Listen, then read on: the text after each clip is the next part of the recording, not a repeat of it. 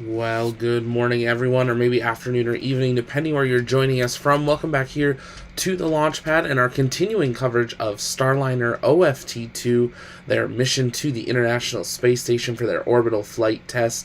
You are joining us for live coverage of today's Boeing NASA Starliner in-flight event with senior NASA leadership, followed by farewell remarks from the International Space Station Expedition 67 crew that will all lead up to the closure of the Boeing Starliner hatch in preparation for the Starliner's departure tomorrow.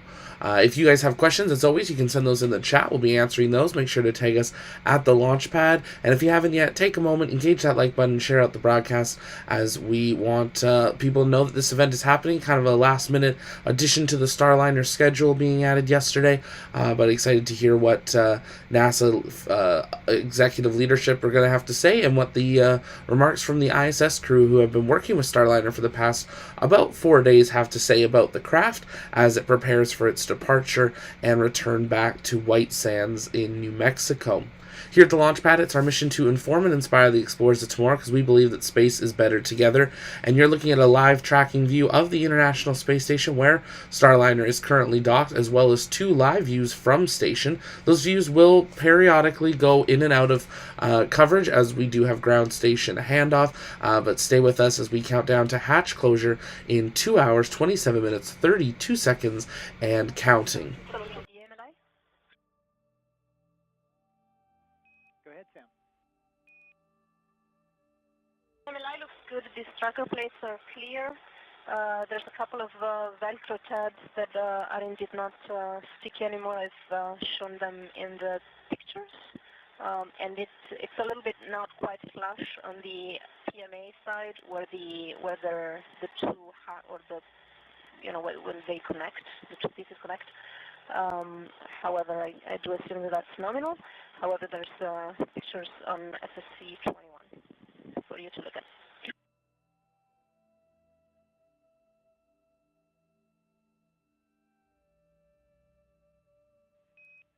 Okay, Sam, thank you very much.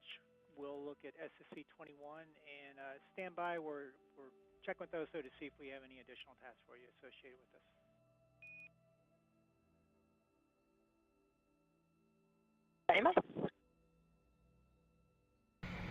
A quick pause there in the comms as you are listening to live Sam, station. no additional actions. Thank you very much for stepping out of the timeline for us and taking care of this. No problem at all. Thanks.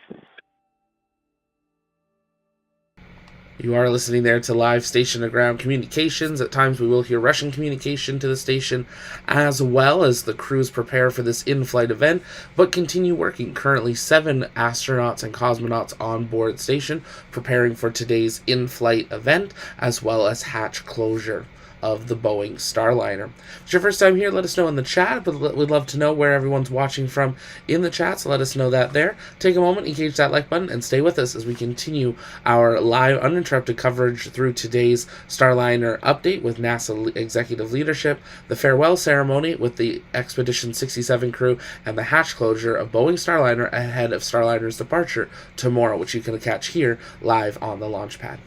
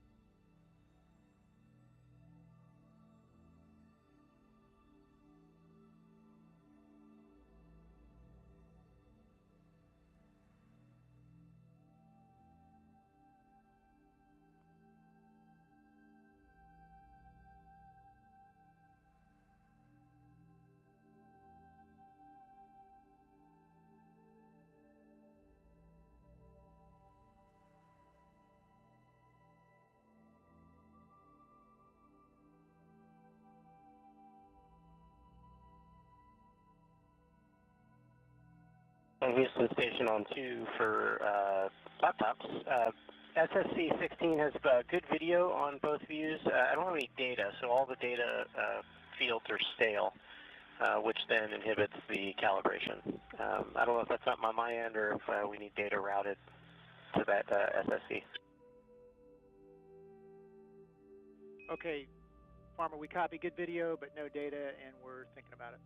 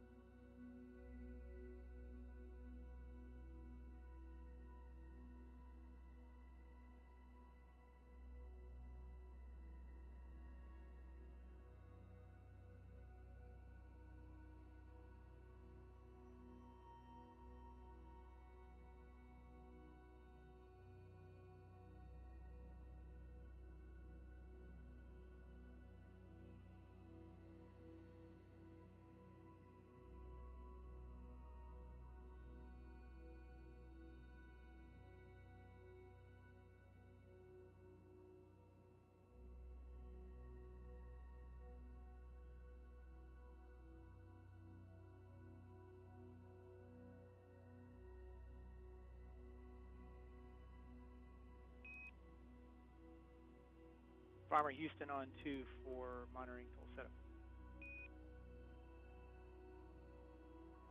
Go ahead. Hey, Farmer, we think that you should still be able to do the calibration on the static overlays. If you could confirm, you can still bring those up. Okay, stand by 1.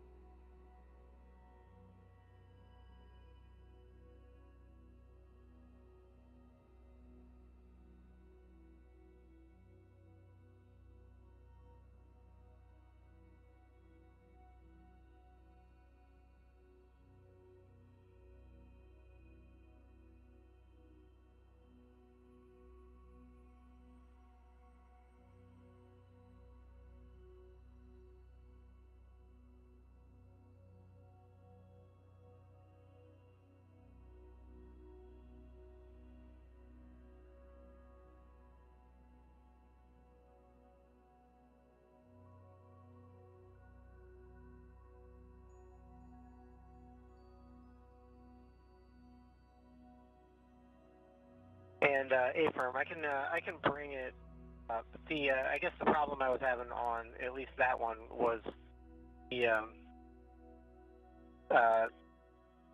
menu. When I hit O, the menu comes up and it's truncated, so I only see like 1 through 3 and half a line of 4. So I can't actually see anything remaining beyond that. But it does let, if I just press the button, it does bring up the overlay. Okay, thanks for that, Farmer.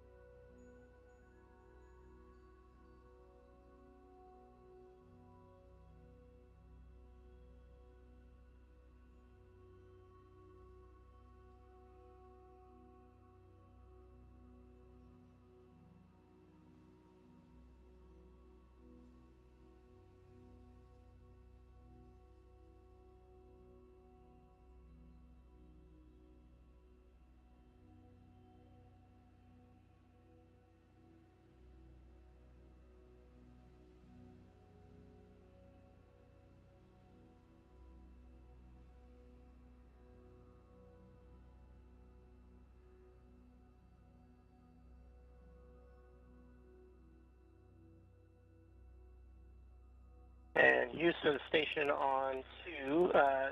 So I got the overlay over there. I have a similar rotation problem with this one. However, I will say, looking back at the T1 upper outboard, I don't know if you guys did something on the ground or what, but that rotational problem went away, and I was able to align it really well right now. So if you did something there, I would ask trying to do that on S1 lower outboard.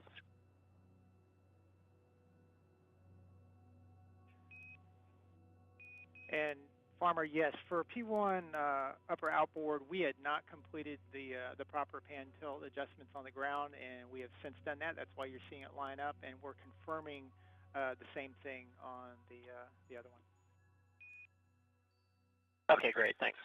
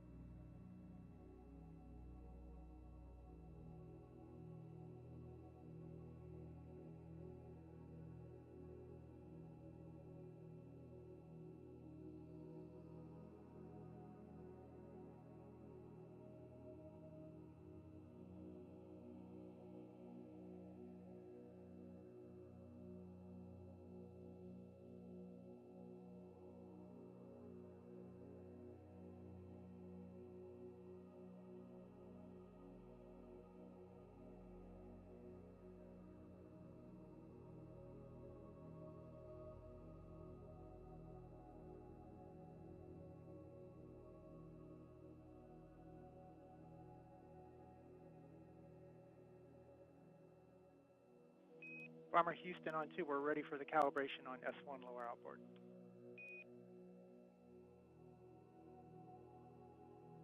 Copy, I see it. It's in work.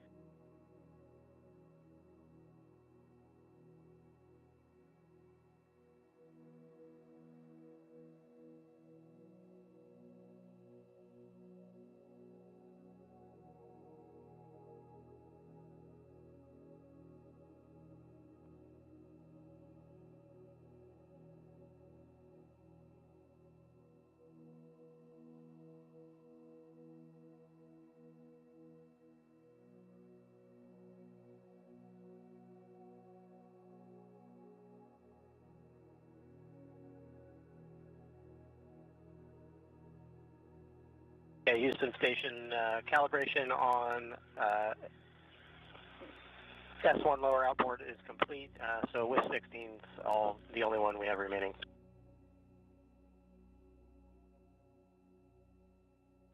Okay, sounds good. Yeah, with 16 remaining. And big picture, the reason some of these, what appeared to be rotations, were not quite right is we were also using these cameras for some of our robotic operations, and but that was the reason. But yeah, finish with 16, and then that you can stand down until after the PAO event.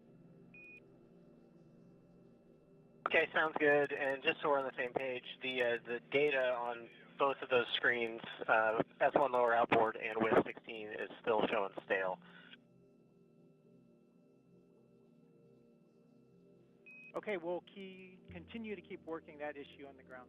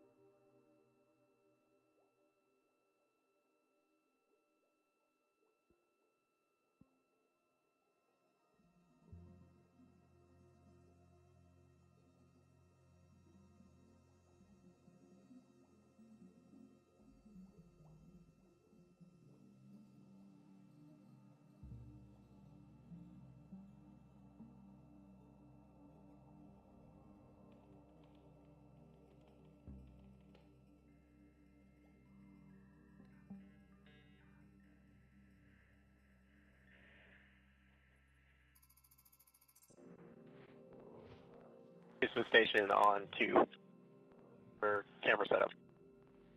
Go ahead, Farmer. As I was saying before, I was so rudely interrupted by that handover.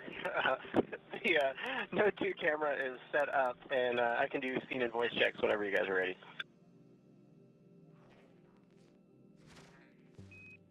Okay, Farmer, we're putting that routing in work.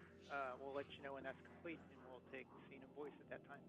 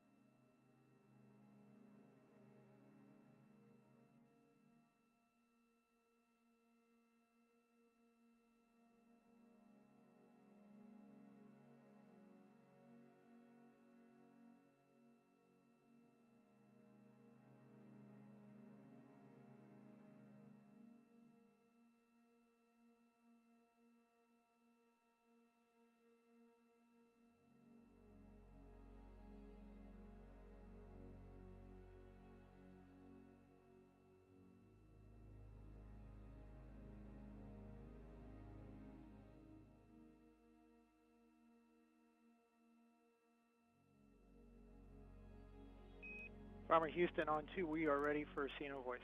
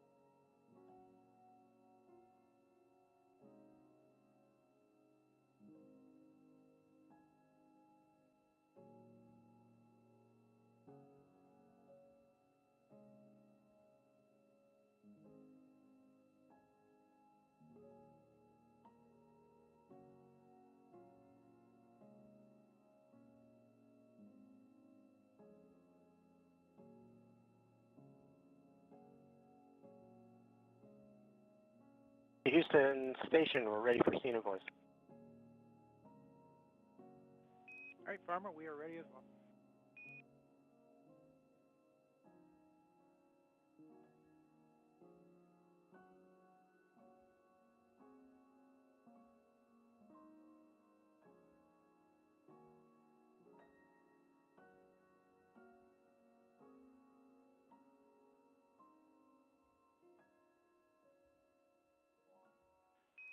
We hear you on the handheld. And if you could give us a 10 count, that will help out PAO.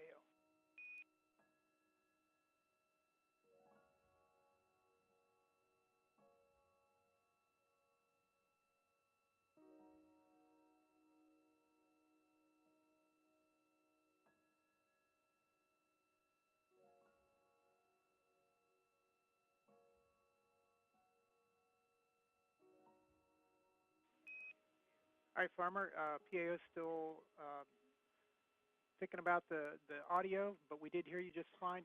We do see a cable in the frame, and from our perspective in the top right-hand corner. It's in front of you. It's probably right in front of the camera because it's out of focus. That's it.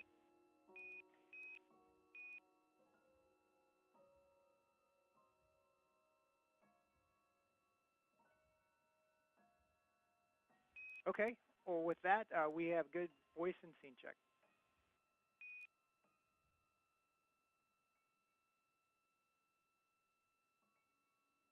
Copy.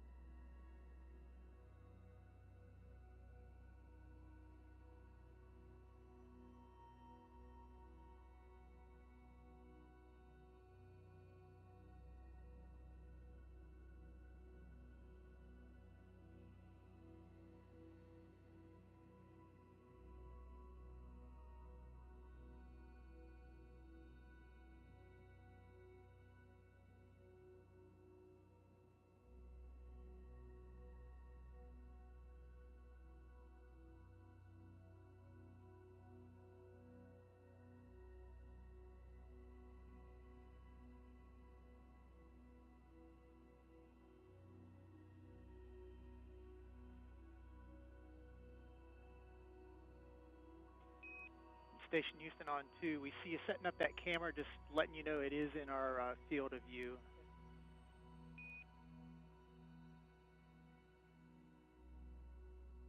Copy, thumbs up.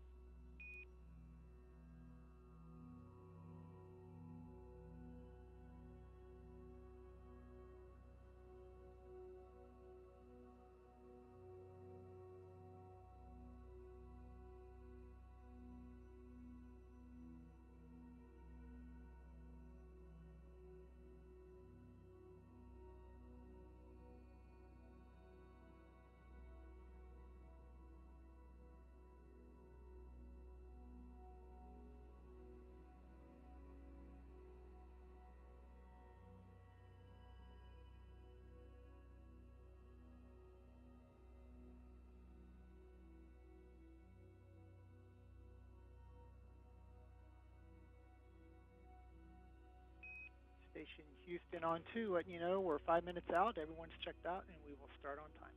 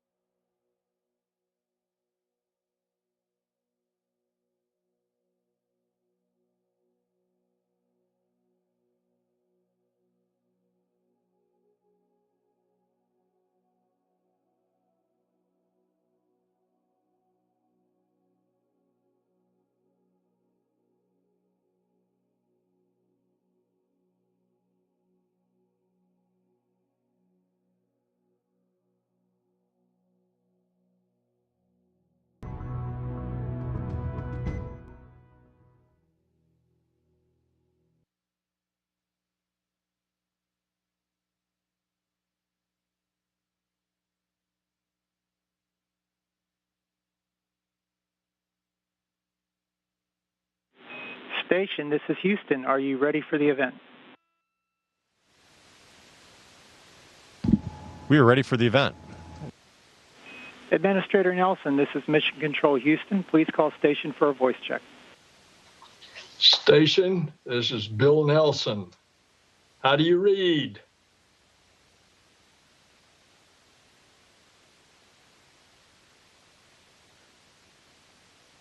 Station, we'll try again. Can you hear me, station? How do you read?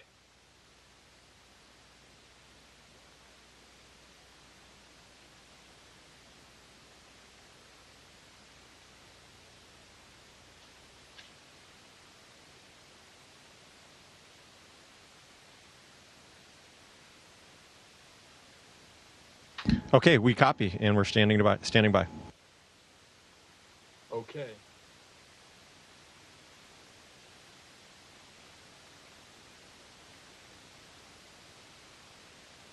Say hello again, please. This is Bill Nelson, station. How are you receiving me?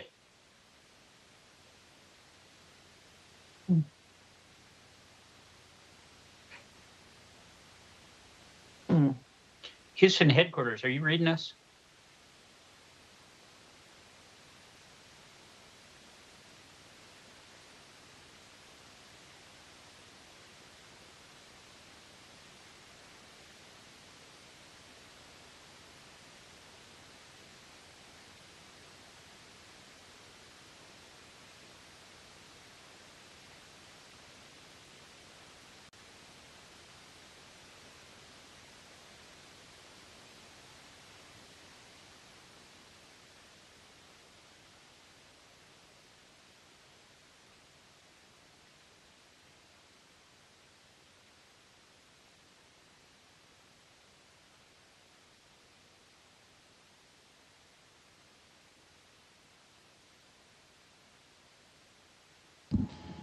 Houston, we have you loud and clear. Why don't you try it again? Station, this is Bill Nelson. Can you hear us? Administrator Nelson, we have you loud and clear. We're excited to get to chat with you all. Okay. Well, this is an honor for Pam and Bob and me to talk with you and to congratulate you on bringing Starliner in and doing it so well. So thank you so very much. Tell us what do you think you've learned as a result of docking Starliner? Well, thank you, sir. It's been an absolute privilege to be the on-orbit part of the team that got Starliner successfully up here and docked to the space station. It's been a busy couple of days as we watched Starliner dock and then getting the hatch open and doing all of the cargo transfer and then participating in some of the checkouts as Starliner's been up here. And, I think that we've just learned what we are capable of when we are working together as a team. It's been phenomenal to see the Boeing, the commercial crew program, the NASA team all working together to make this happen. We know it's been a long road, and we're just overjoyed to be a part of this success with all of these teammates. Well, each of us want to ask a question of you. I'm going to flip it to Pam.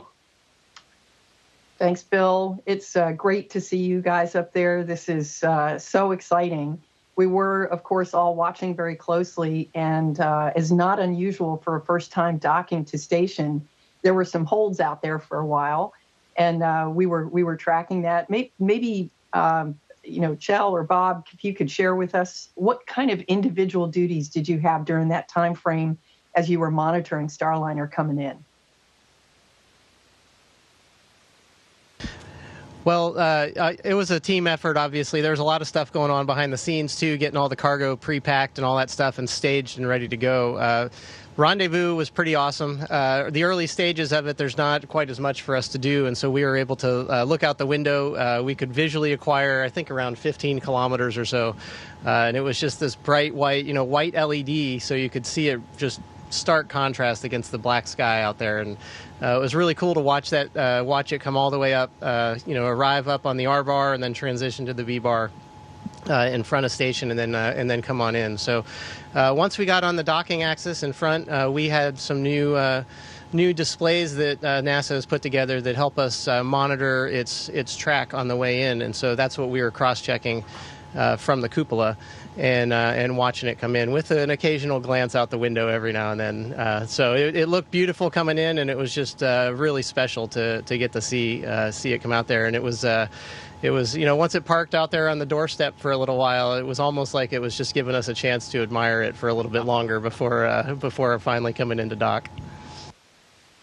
Well, that's awesome. The pictures were great, and I thought I heard a reference to RPOP in there, so it sounds like an upgraded version of RPOP, what we used for Rendezvous previously. I'll turn it over to you, Bob. Yeah, you guys did a great job. There was one picture where it showed the curvature of the Earth shot from ISS with Starliner sitting in the blackness of space, and man, that was a quintessential picture of what it's like to be up there. Jessica, it seems like yesterday I was talking to you in crew quarters. You looked like you've settled in pretty well up there. Great job getting Starliner aboard. But what do you think having, Boeing Starliner OFT-2, what does this test mean to, the astronaut office and the commercial crew program? What are your thoughts? Yeah, absolutely. It's great to talk to you again, sir. And we are so excited up here to have Starliner dock to station. And just like you're saying, what that means for us and for our future and our future capabilities.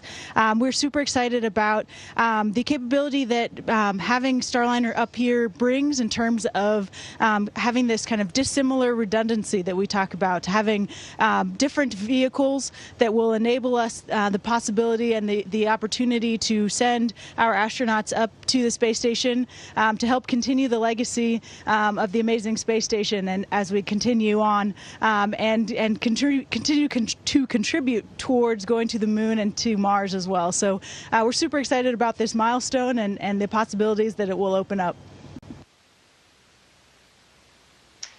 Hey, Samantha, it's awesome to see you in space again. It's really terrific. We were talking about cargo a few minutes ago, and it's exciting to me that 500 pounds of cargo also made it to station, and 600 pounds are coming back. And sure enough, there's some supplies for you, but the really exciting stuff is the science. So, Sam, what can you tell me about the science and what's exciting you about that? Yes, ma'am. Of course. I mean, that's our primary work up here is to advance the science program. And I'm excited about science from 2 points of view. I see or I like payloads where I think that they're really going to advance our knowledge. About, for example, how the human body works. An example of a payload or a science experiment that's coming soon, and it was actually developed in Italy, where I come from, is Suture in Space, where we're going to investigate how wounds heal up here, which is obviously interesting in terms of exploration to, be able to support also better and better astronauts in the future as they live and work in space for extended, longer and longer periods of time. But it's also interesting at a fundamental level to understand wound healing, and so also helping everybody on Earth that has to deal with that healing process. But then I'm also excited about things that directly will enable us to explore further beyond low Earth orbit to the cislunar space, the moon surface, and one day Mars. And so I'm excited about payloads like another one that's coming up soon that will investigate like a concrete surrogate for construction in situ on Moon or Mars, to be able to utilize the resources that we find there to build structures. So just a couple of examples of the hundreds and hundreds of experiments that are ongoing on space station at any given time. So I got a toss-up question for you. the Starliner had a passenger on board. And when Spanky and Sonny were out doing checks on the vehicle before launch and closing the hatch, I was going to try and sneak out there in my blue suit and see if I couldn't replace Rosie. But Rosie the Rocketeer was on board. And I just wondered, did she look comfortable? And what kind of data do we hope to get back from Rosie in her trip to space and coming back home?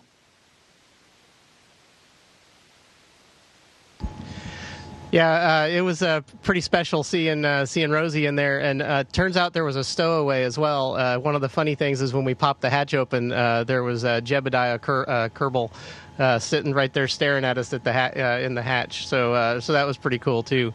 My understanding is this time Rosie is serving mostly as a mass representation. For someone in the seat. The seats, I think, are instrumented, and so they'll be getting some of the force and strain gauge data off of that, especially for reentry.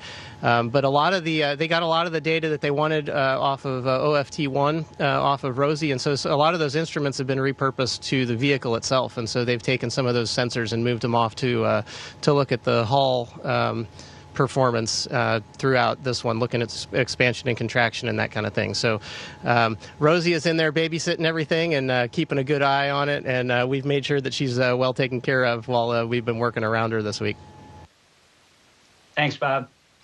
Hey, Samantha, I was really interested to hear about you having this magic potion to mix with regolith or moon dust to build things. Not only are we going to build habitats on the moon as we get prepared to go to Mars, but one of the most useful things we could do is to build a landing pad so that when our future landers are landing, that we don't stir up all that dust coming in.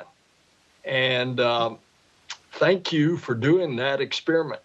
I also want to say that Pam and I are going to be talking to the government of Italy, and we're going to try to hitch up with another communication with you when we are doing that, and that'll be next month. Oh, that would be fantastic, sir. I look forward to talking to you all then when you will be in Italy, and I'm sure that my countrymen and countrywomen will take good care of you when you're there.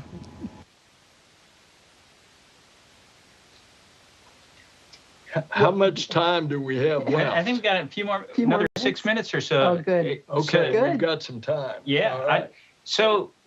I guess for Bob or Jeanette, what's the one thing, this being your first time up there, what's one thing that really stood out to you?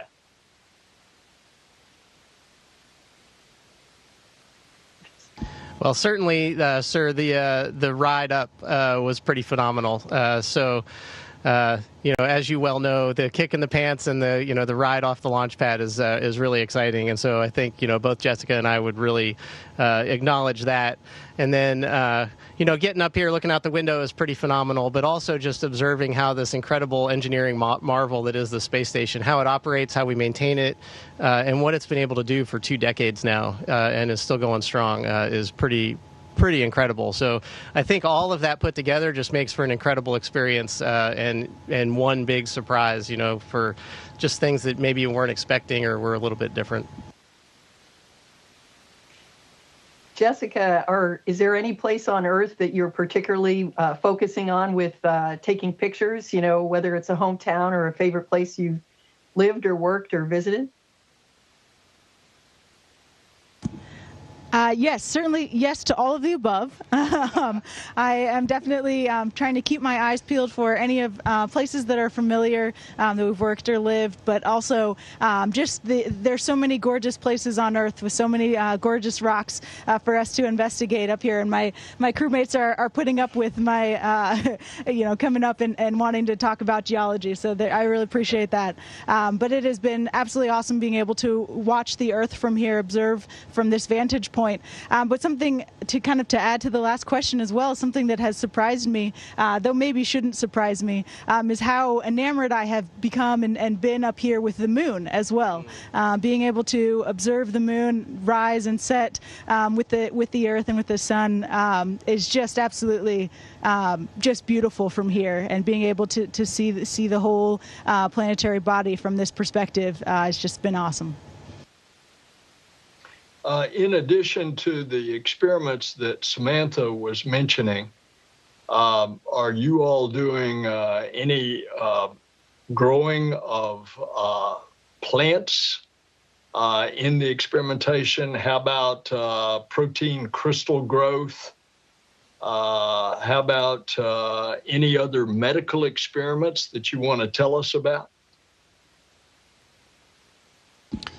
Well, yes, sir. One of my favorite experiments during my last mission was in the veggie enclosure where we grew red romaine lettuce, and I was very excited to learn that we were going to be growing a crop again during this mission, and we're using the veggie enclosure for an experiment called X-Roots.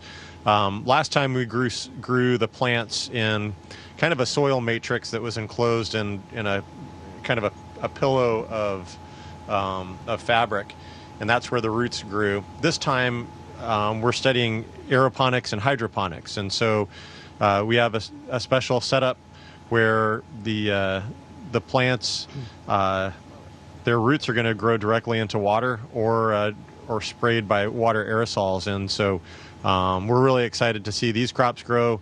And I think this is an experiment. I got to plant those about a week ago, and inside the test kit there are a whole array of different species of plants. And so I think this is a project that our crew members in the future are going to be working on for some time, and this really gives us, I think, an opportunity to study how we might use plants in vehicles in the future, and also to help grow crops in kind of more dense enclosures back on the Earth, so that in places where maybe arable soil is not available, that there's an opportunity to produce crops in enclosures in greater densities than you'd be able to do just using soil. So very exciting to do that. It's millions of gardeners are on the ground will testify at the benefits of not just getting to study plants, but the psychological benefits, and then for us the benefits to long duration exploration as a food source, and potentially as a part of the ECLS, the environmental control system. All of you look great, so you're obviously staying fit. How much time a day do you spend working out?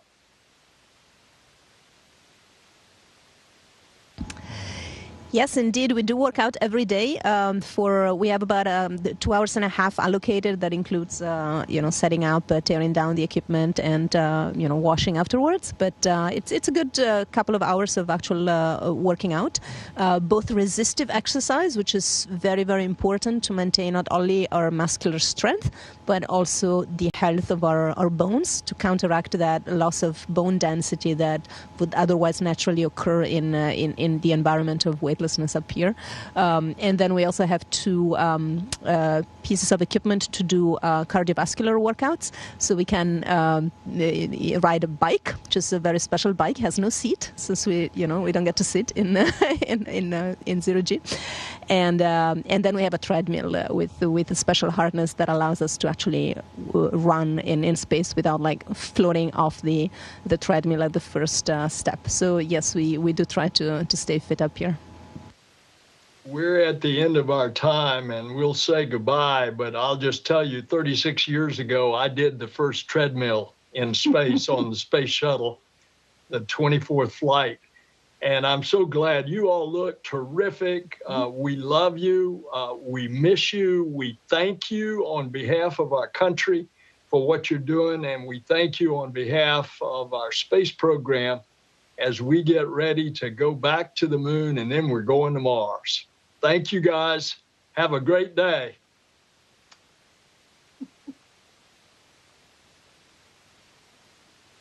Station, this is Houston ACR. That concludes the event. Thank you, Administrator Nelson, Deputy Administrator Melroy, and Associate Administrator Cabana. Station, we are now resuming operational audio communications.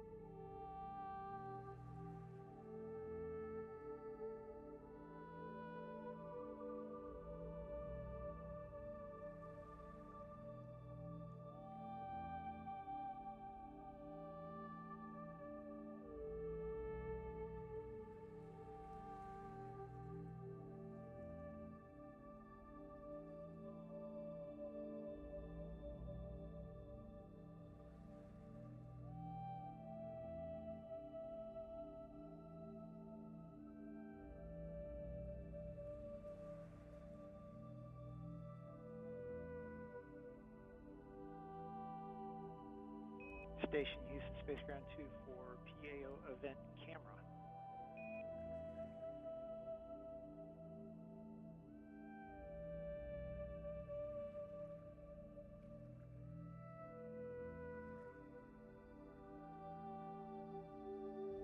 Going 2. Yeah, for the PAO event camera that was used on the last event, it got bumped a little bit. It looks like it's tilted a little bit to the right. If you could take a look at that and correct it.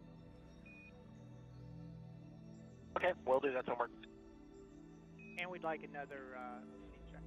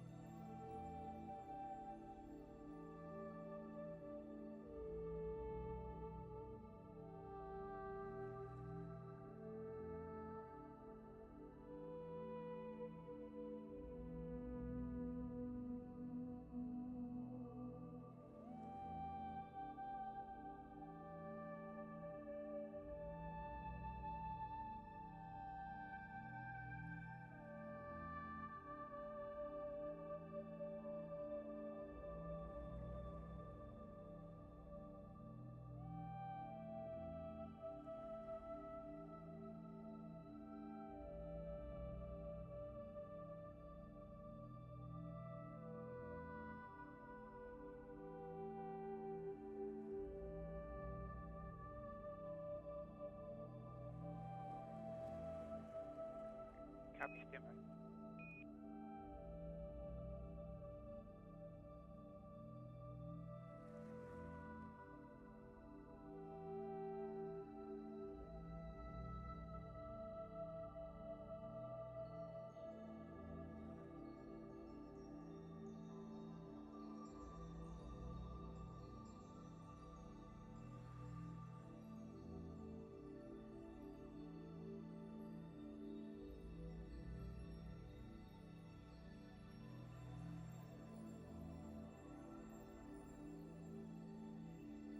Farmer on 2, before we lost KU on this handover, everything looked good and we do not need a 10 count, so we are good for the PAO event to start in about 5 minutes.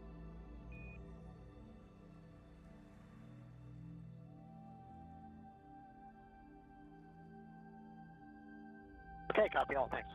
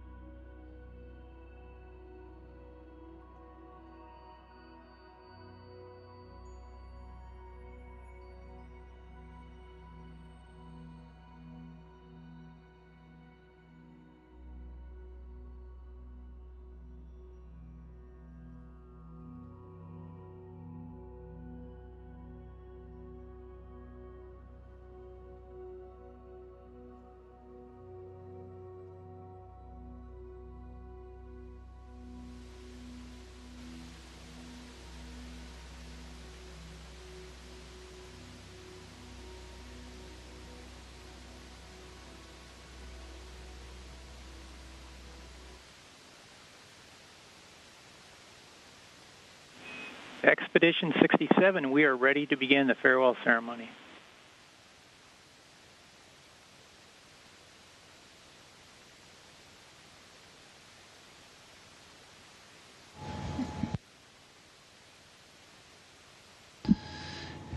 Hey everyone, it is a privilege to be here at the end of our Starliner operations, and to have this opportunity to bid the Starliner farewell as it returns to the Earth with items from space station, with Rosie, and with many successful tests behind it.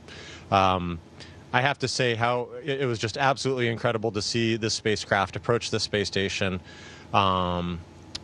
Just a bright point of light, 15 kilometers out, and then to have it come in and then hold for several minutes at 10 meters. Just this opportunity to see this beautiful new spacecraft as it was preparing to dock with the space station. Then we had the opportunity to get into the spacecraft, and what a privilege again to be among the first to enter this brand new spacecraft that very soon will be carrying our colleagues to and from the space station during future missions. And this is really an incredible time, and because not only do we have Starliner docked to Node 2 forward, but we have our Dragon vehicle on Node 2 Zenith, and to have two commercial spacecraft attached to the space station right now is truly an amazing thing, and a testament to this commercial crew program, where we have partnered with commercial companies to leverage their expertise and agility and to create systems that will be carrying our crews to and from the space station in the future. It's truly an amazing milestone, and it's a testament to the strategy of partnering with these commercial entities to take over low Earth orbit as NASA directs its attention to the moon and then outward to Mars as we continue to explore the solar system. Yeah, it's been an honor to get to take part of this, be part of just a tiny cog in the wheel that is the commercial crew program, and the amazing teams that the operational teams, the design teams that have put this vehicle together. It was really cool to kind of be on this end of it and watch the culmination of all of those efforts and all of those activities. So here's to you to all the people that put their hearts and souls into designing and maintaining and building this vehicle. Well done. We were really proud to receive it up here, and we're packing it up and getting ready to send it back to you. And she'll be in as good a shape as she was when she left. We promise. The flight test is a great thing. It is an awesome thing. We learned so much out of these kinds of flight test missions, and so we're really excited to see what the team gleans out of this to continue to improve the vehicle and get it ready for our colleagues that'll be coming up here in the very, very near future.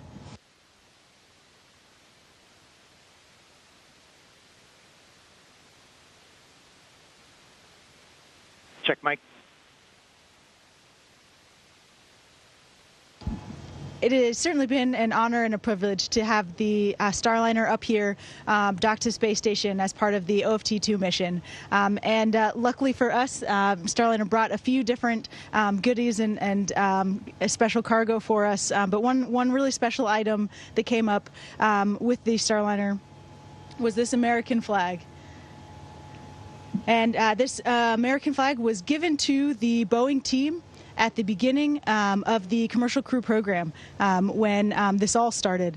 And this flag will remain up here on the International Space Station until our CFT colleagues come up to the ISS and are able to return with it.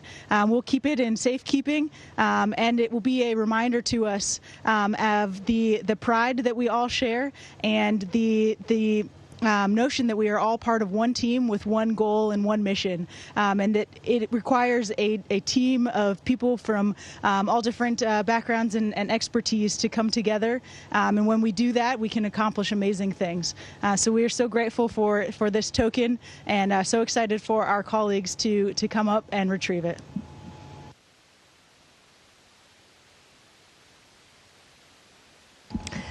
Yes, indeed. I think that it's been an exciting and even moving moment to see Starliner dock a few days ago for everybody in the astronaut corps, not only at NASA but really across the world. Also, the astronauts of the international partner countries and agencies. I think especially moved, of course, were our colleagues who have been working on the Starliner program for a few years now, that are really, really excited to jump in that vehicle and take the place of Rosie the Rocketeer. But equally excited, all the other astronauts, again, both at NASA and in the international partner agencies. And so a big thank you to all the teams who made this possible.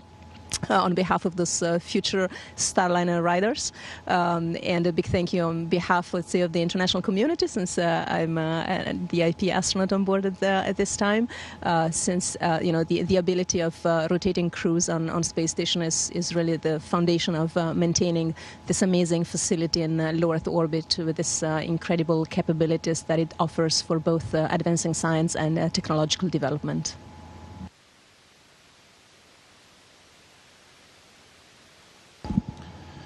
So with that, we want to thank everyone for their support and really everyone that's been involved in the success of this program. NASA, our commercial partners, Boeing, the Commercial Crew Program, and our international partners. We are very excited to be a part of Starliner's docking and today. Its departure tomorrow, and the future success that it has, bringing our crews, science, and cargo to the space station in the future. Station, this is Houston ACR. That concludes the event. Thank you, Expedition 67 crew. Station, we are now resuming operational audio communications.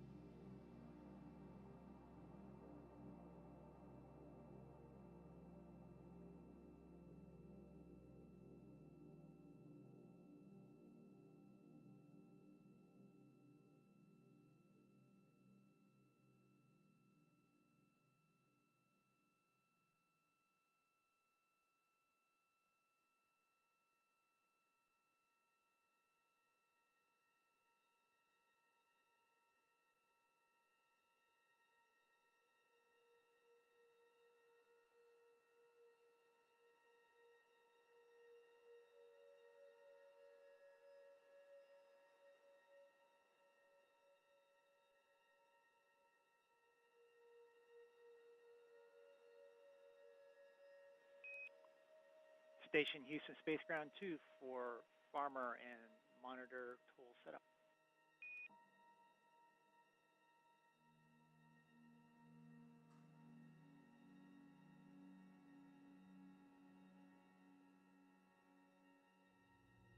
And Houston with you on 2. We'll get back to you in a couple of minutes if that's okay. Understand, no problem, Sam.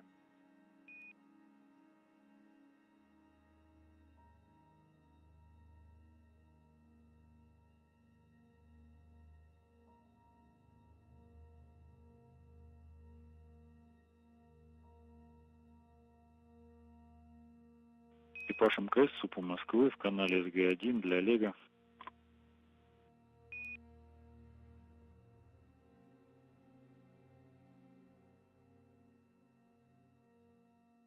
На связи.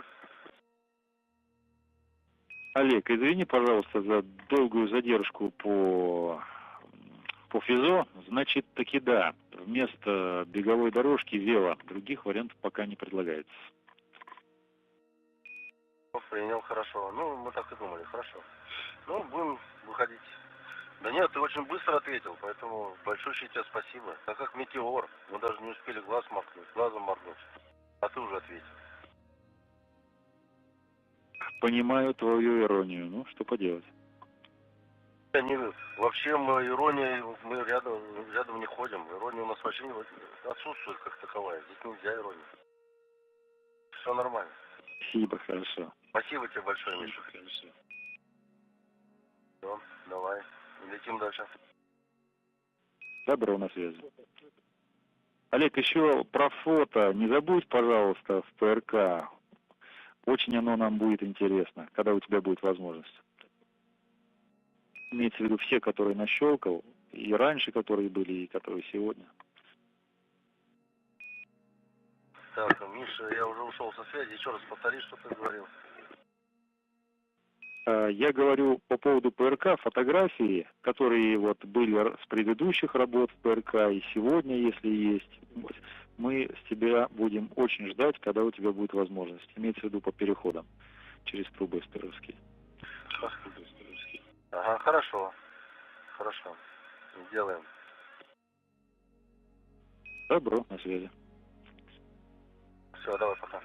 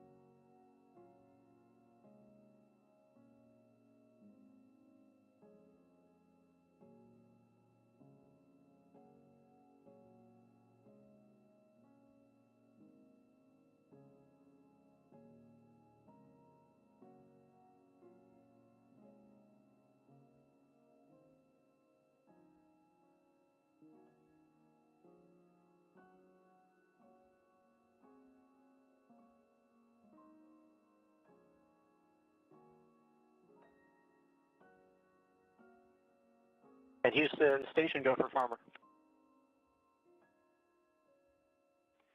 Hey, Farmer, we did correct the problem on SSC-16 in the lab. We want to step you into first going into the cupola and doing the PCS and SSC reboots. That's step 2.2.1. And once you're done with that, we would like for you to do a recal of SSC-16. That is going to be steps 3.3.6 and 3.3.8. Okay, copy. Go into the cupola, we'll start the reboots, and then come back here and recal SSC-16. Copy. Good read.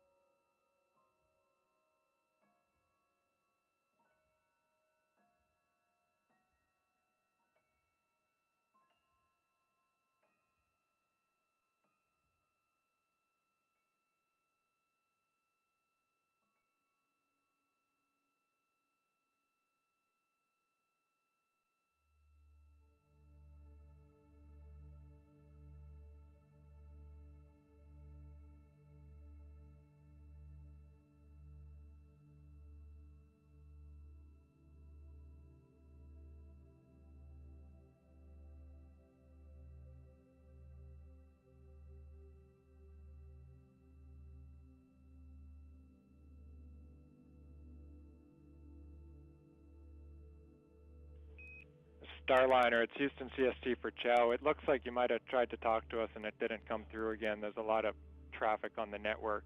But we see you going with the switch verifications. You go for that. And at 1.3, today you're doing the steps for after FMC activation. Just give me a thumbs up if you hear that.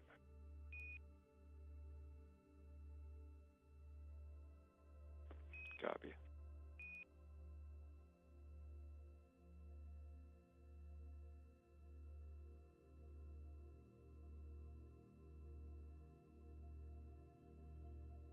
Josh, understand 1.3 after FMC activation. I'm happy to run the whole checklist. The execute note has me doing step 2 only, but I can quickly run through and make sure that I've got all of these checks.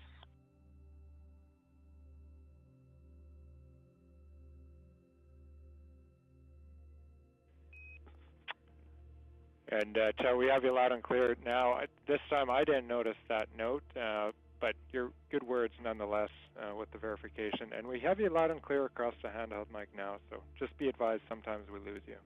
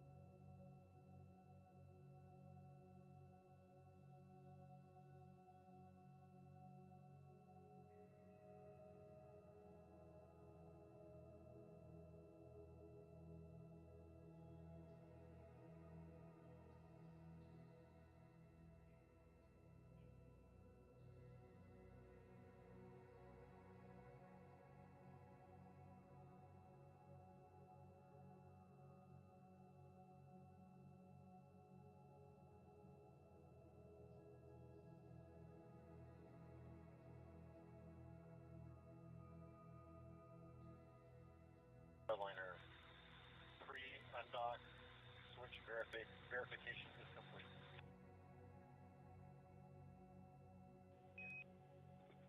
Copy, Chow, loud and clear. We copy switch verification complete, and you are go on your time for your next activity, your 1720 activity 1.501 uncrewed CST-100 pre-undocking, egress and leak check part 1.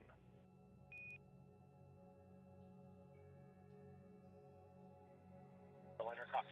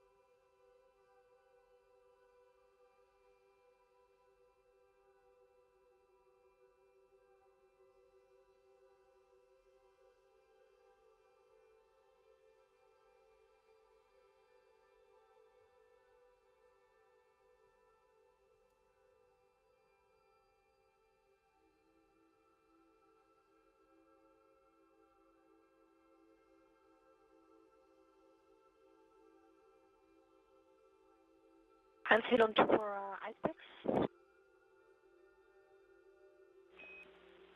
With you on 2, Sam, go ahead. So this HACCP 5035 contains 24 green bricks.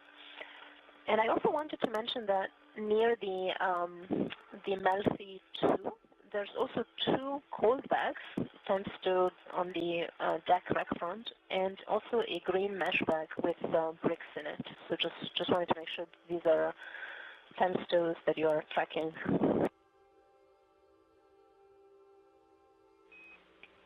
Copy. 24 bricks in the bag, and there are 2 cold bags and a green mesh bag. Tim Stodner, Melfi 2.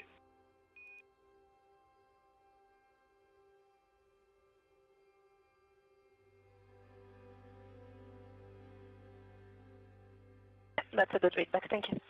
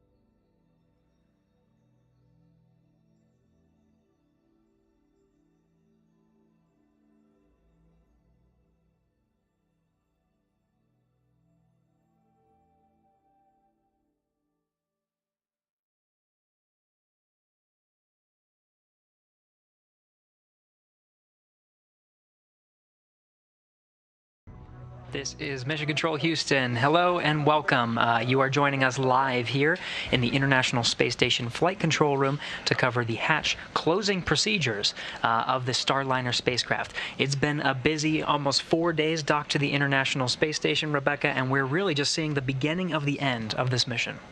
Yeah, so we've been in here all morning, and it's been really neat to see the International Space Station astronauts floating in and out of the Starliner capsule. They have reported that it's been easy to maneuver inside the Starliner spacecraft and that cargo was easily accessible to get in and out. Another flight test objective achieved, and one that can only really fully be confirmed on orbit. And so, they're closing out things inside the Starliner and getting ready for that hatch closure That's right. activity. So we'll be following live, and you're getting those live views now inside the Starliner spacecraft. You see in the front there, Rosie the Rocketeer. It's Bob Hines and Kjell Lindgren. Lindgren you see in the background there, working on the closeout duties. We'll be seeing the hatch right at his feet. If you see that open area, that leads up to the International Space Station. Today we'll be covering the closing of that particular hatch.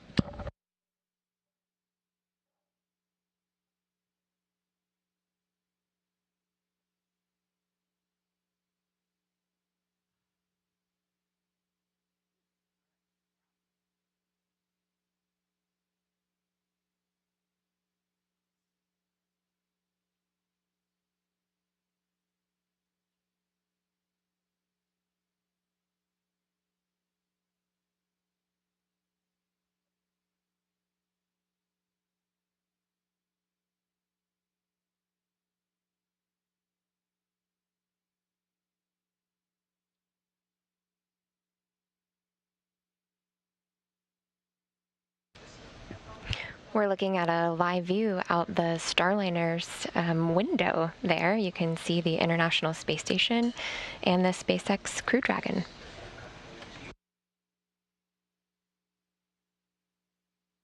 These views are part of an internal video system called Mustang. There are 4 cameras inside the Starliner spacecraft. We were seeing a couple of them as we continued to cover the hatch closure operations of the Starliner spacecraft. That view, one of several inside the Starliner spacecraft that has the beautiful view outside of the spacecraft looking towards Earth, and of course in this particular view, the International Space Station. Now, the Starliner spacecraft has, again, been docked for almost 4 days since attaching itself to the International Space Station at 7:28 p.m. Central Time on Friday the 20th. Of course, there were a number of flight test objectives that were accomplished on the ride to the International Space Station, but since it's been docked for almost 4 days, there have been a number of activities that the crew and the teams here on the ground in Mission Control Houston, both here in the International Space Station Flight Control Room as well as the Starliner Flight Control Room right down the hall here in Houston. They've been going through a number of flight test objectives. So you can see one of them. Go ahead, Farmer.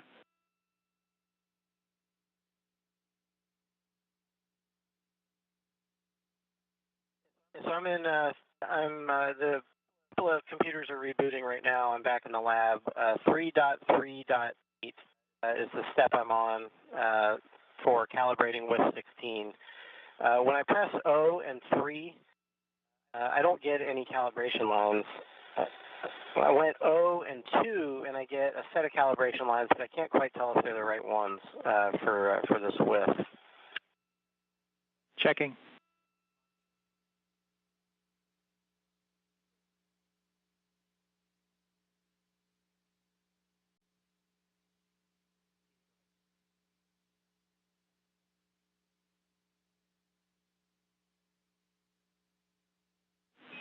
And Farmer, we really appreciate your patience. Every time we do this, we learn something new, and this is no exception.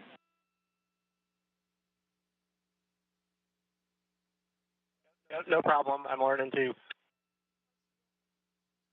And just so you know, some of the confusion on my end is still because when I hit O and the menu pops up, I'm only getting one line, and then I get half of 2, and I don't see anything below that for the overlay selections. So I can't even tell what the rest of the menu is. Copy. Thanks for that insight.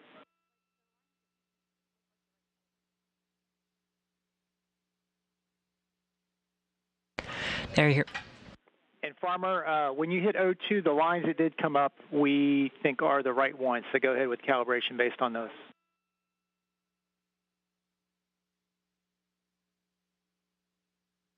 Okay, copy. The reason I ask, I think I have it lined up pretty well right now. The only thing that created a question mark in my mind is where the connector is in the bottom right that's inside the arc or the circle. It doesn't really align or it doesn't really match that connector. But the arc is lined up with the outside of the IDA, and so I think that part is accurate. The other thing, I'm just not sure if that's lining up, if that's supposed to be the part that it lines up with or not.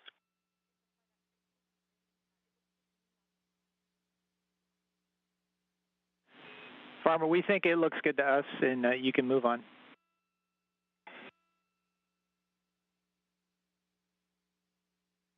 Okay, copy. Sounds good. The exchange you're hearing.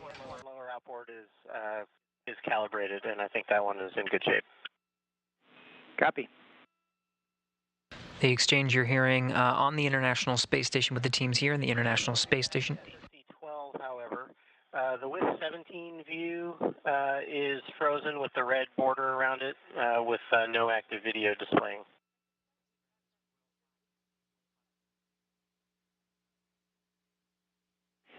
And Farmer, that is expected since you're about to do that same work over in the cupola. Copy all. The exchange you're hearing through the space-to-ground loops from the International Space Station, you heard Bob Hines.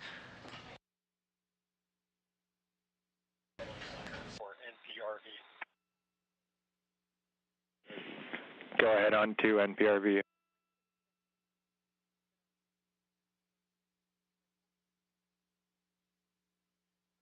This is the first time I've seen this piece of equipment. I pulled 3 pins and pulled them out of their grooves to unlock the cage, so the NPRV cage now moves up and down. I'm looking at step 2.3, pull center pin to loosen, and I see underneath the center circle of this cage that there is looks like a knurled pin. On it, it says pull to deploy cover. I'm then assuming that is the pin that I should be pulling on. Negative, Chow. You want to leave that pin you just described to us, leave it in.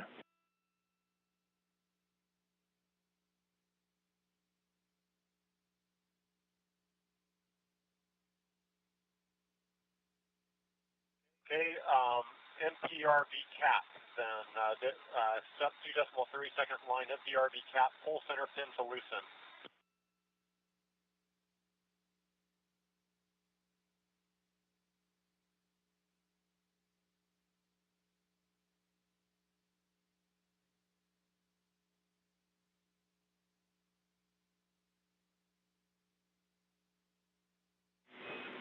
And so, Chow, we're talking in hindsight here, hearing words on the ground, you may have had your hand on the right pin. So it's the cap that's underneath the locking device. We're pulling that center pin to loosen the cap.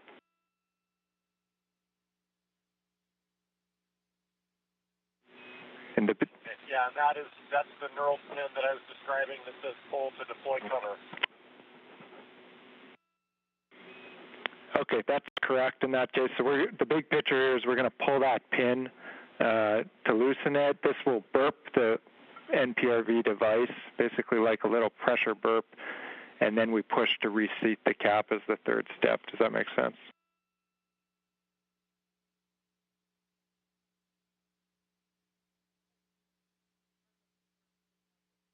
I've done that, so pulling that pin basically releases the cap, and then as I push it back down, I feel it seat back in, cap is secure, and the cage will remain loose. And that is a good description, good config, thanks.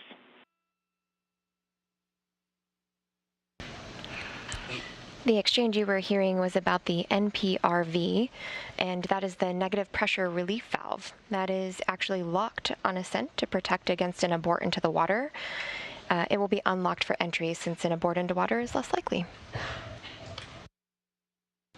And that comes from Kjell Lindgren, who you see working inside the Starliner spacecraft. He's not the only one, though, preparing the Starliner for its departure tomorrow on the other side of the space station, working on a tool called the RPOP. That's the Rendezvous Proximity Operations Panel. This is a software that's used for monitoring the Starliner's undocking and retreat from the International Space Station, which will, of course, occur tomorrow. Some of the conversation you heard prior to this was with NASA astronaut Bob Hine setting up that tool and configuring it for when they gear up for monitoring Starliners backing away from the International Space Station tomorrow.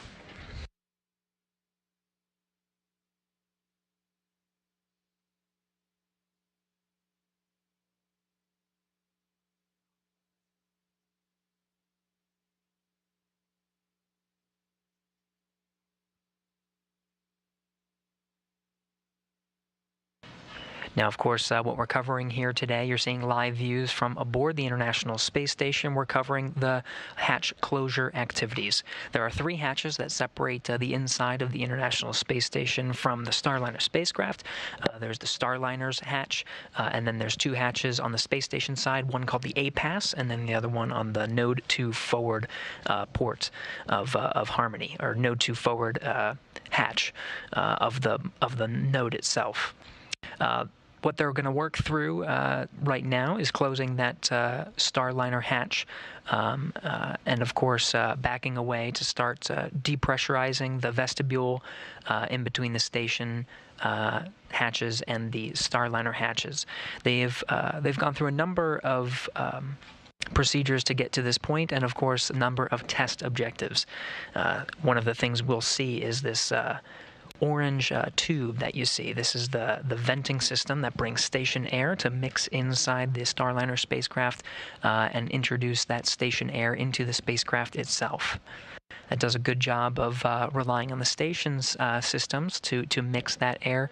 Microgravity has a nasty ability to form pockets of carbon dioxide, so mixing the air from the International Space Station prevents those pockets from forming and reduces the need for Starliner to provide its own environmental control and life support systems to support the inside of the spacecraft. With the hatches open, they can rely on the space station itself. They'll pull that hose away before they actually close the hatch and check on some of the other various systems, but they've been going through a lot of flight test objectives and steps to get up to this point.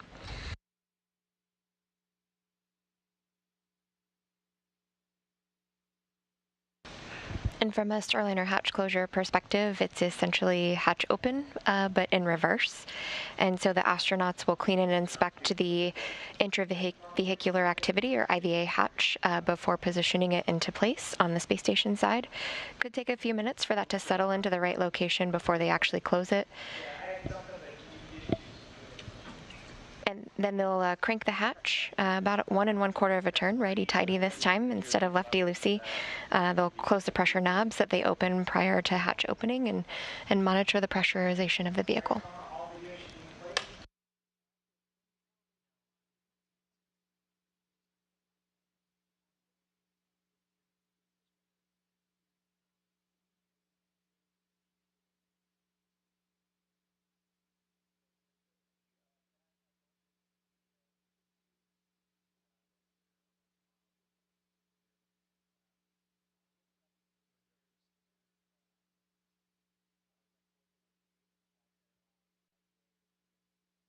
Now, as we follow along, watching Kjell Lindgren here inside the Starliner spacecraft get ready to close that hatch. This, of course, comes at the back end of nearly 4 days docked to the International Space Station. He'll spend another day docked. Closing the hatches today is doing so nice and early.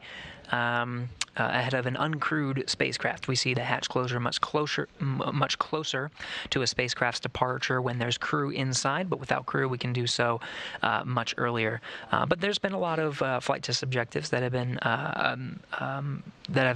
been demonstrated over these past couple of days. Now during the docked phase, we were able to verify some audio checks with the International Space Station, as well as the Starliner spacecraft. We were able to test the environment inside the Starliner spacecraft itself. And we were also able to test the connection, which was, of course, established shortly after docking through an umbilical connection with the International Space Station, and of course, many other objectives as well. All those prime test objectives and then some, so many more. We were able to recharge the spacecraft's batteries from the station's power. We were able to get that VESTA, the vision-based electro-optical sensor and tracking assembly data, down to the ground through the ISS link. We were also able to evaluate the onboard tablets. They basically practice transferring files from the ground to the tablet through those ISS assets, updating the configuration, and those tablets really serve as a replacement to bulky paper flight manuals. It includes procedures, checklists, timelines, etc. So when we get to the crew flight test, the crew flight astronauts will be paying a lot of attention to those tablets for manual for procedures and checklists and timelines. We also were able to check out the Starliner service module batteries. And as we mentioned, cargo transfer to and from the International Space Station was completed. We also demonstrated the Starliner spacecraft's certain modes throughout its docked phase. One mode was called quiescent mode. This is sort of a standby mode while the Starliner is attached to the International Space Station, just continuous monitoring, but really not a lot of active systems, a lot of those mostly on standby. And that mode is what is demonstrated for these long-duration missions. Of course, Starliner, the ultimate objective after this flight test demonstration and a future crewed flight test demonstration is for it to serve as a crew rotation vehicle, bringing astronauts to and from the International Space Station in 6-month increments. So they'll evaluate that quiescent mode, which will take up the majority of the 6 months that the Starliner itself is docked to the International Space Station.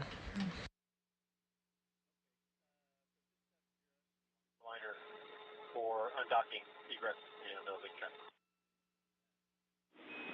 Go ahead, undo. You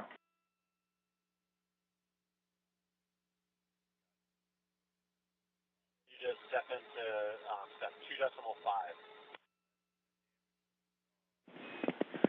Copy. Thanks for the update. We're ready. 2.5.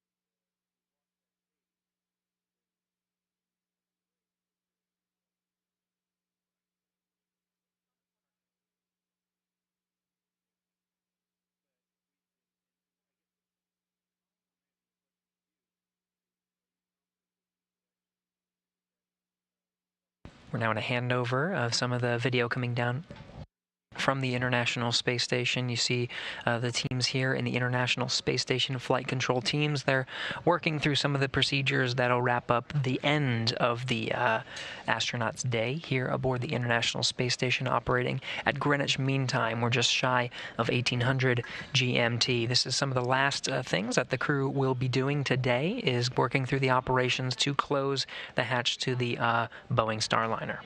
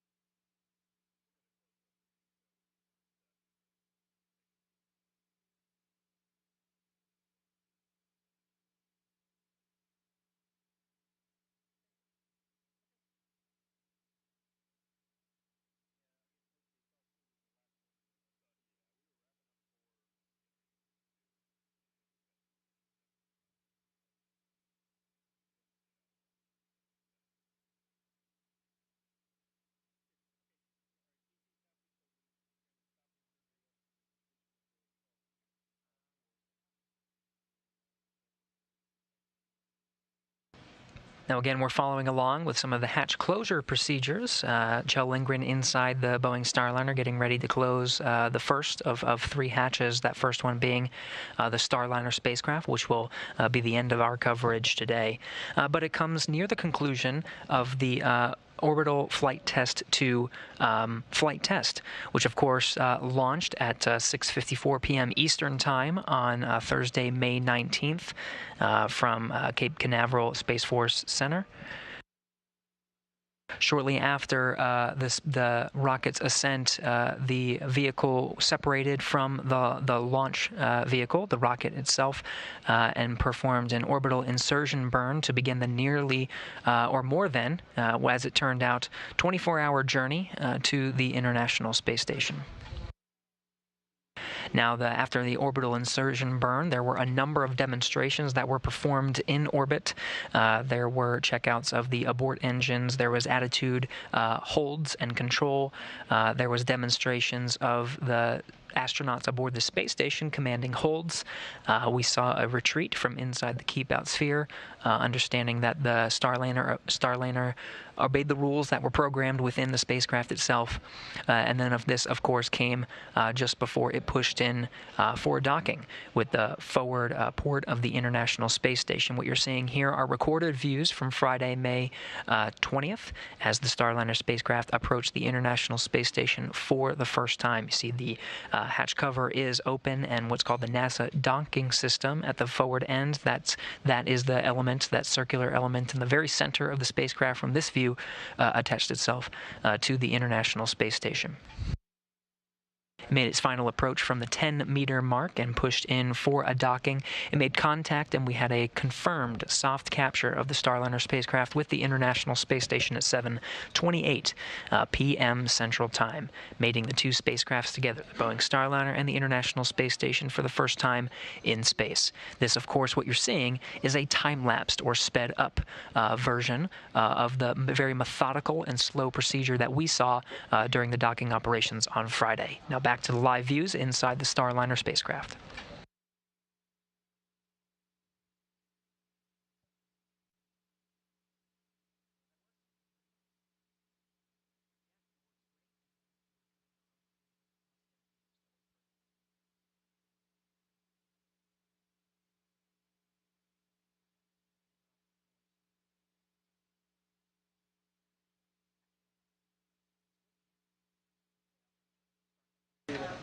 What you're seeing here is a wide cabin view inside the Starliner spacecraft. That white cargo bags, or those white cargo bags, are actually NASA cargo bags, and then underneath them and around them are the Boeing blue cargo bags. At the top right of the screen, you can see that NOMAX material again, and so the IVA hatch is still in its stored location as the astronauts continue their closeout actions. What you're seeing in this view is what will take up the majority of the mass that OFT-2 will be returning with a desert landing, or targeting White Sands Space Harbor over in New Mexico as the landing site. But of the 600 pounds of cargo that OFT-2, that this Boeing Starliner will be returning to Earth, about 400 pounds of that is what's called NORS tanks, nitrogen oxygen recharge system tanks. These provide nitrogen and oxygen in tanks which recharge the systems that supply the space station with breathable air. The air inside the International Space Station is a mix that you would see at sea level on Earth, a very healthy mix of nitrogen and oxygen, with, of course, the systems scrubbing dioxide, or carbon dioxide, as the astronauts continue to breathe. 3 of these tanks are loaded, as you see in the cargo bags right here. They're loaded, strapped in, and ready to go for the ride home to return back to planet Earth, so that teams on the ground can refurbish them, refill them, and send them back up to the International Space Station.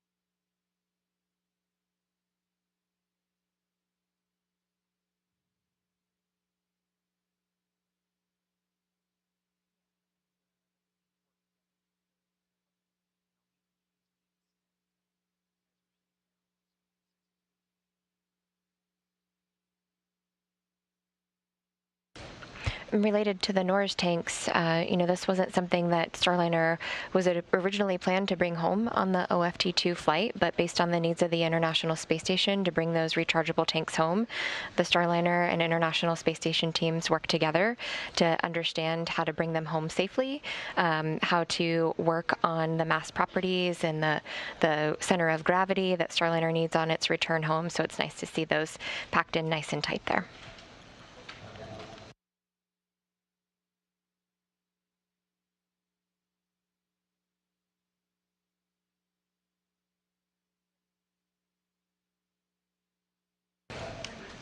Another interesting fact is the ISS astronauts were working to bring out and pull back in cargo to the International Space Station. We had astronauts Sunny Williams and Mike Fink down here on the ground at Johnson Space Center rolling through a lot of those procedures as well in the Boeing mock-up trainer, which is in Building 5 out here where the astronauts get to train on Starliner. And in fact, here in the International Space Station Flight Control Room, sitting next to the Capcom today, who is Rob Hayhurst, is Sunny Williams. She's sitting at the console as the resident Boeing Starliner expert, who, as you mentioned, Rebecca, has been in the mock-up trainer, understands these operations, particularly with the hatch closure, can relay her expertise to the teams here in Mission Control Houston to, of course, be the voice up to the crew who are actually performing the operations in space.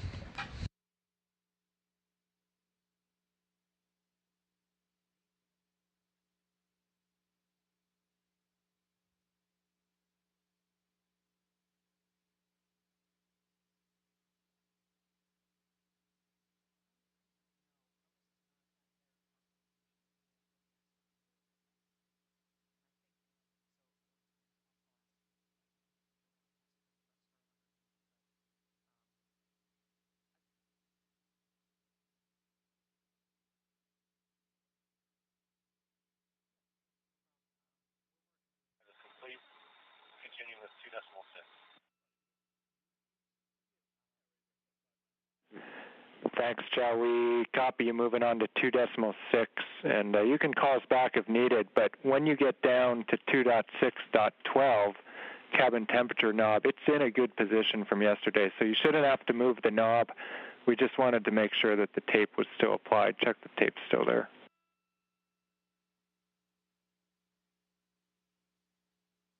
Copy, Wilco.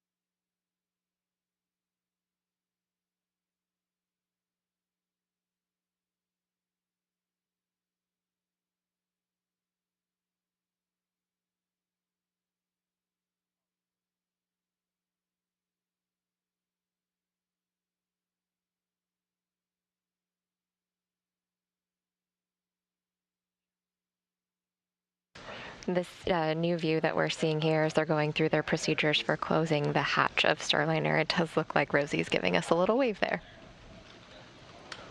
Very fitting farewell, as this will be the last interaction with the crew inside the International Space Station and Rosie the Rocketeer. Of course, we're heading towards closing that hatch that you see on the top left corner of your screen.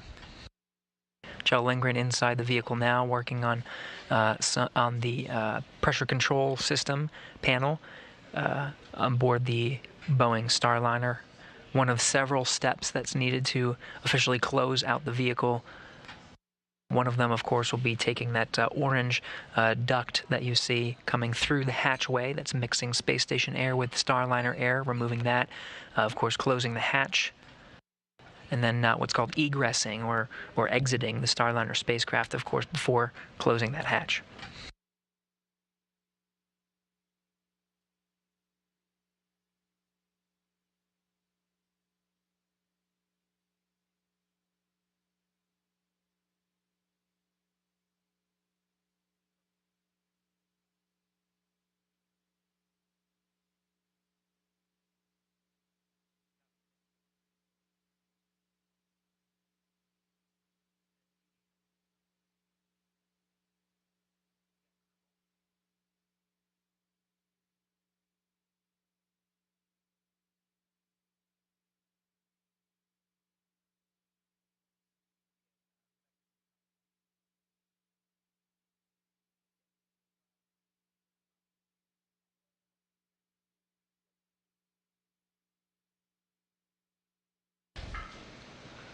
Not in view here, but already in his seat is our gravity indicator, Jebediah Kerman.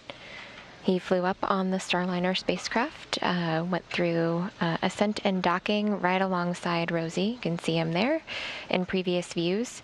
The reason you're not seeing him in the live view is his tether is already in place. They just have it a little bit lower near the leg rest for where seat 2 is. So kind of in between seat 1 and 2 below the line of cargo. And we'll see if they adjust him a bit before they exit the crew cabin.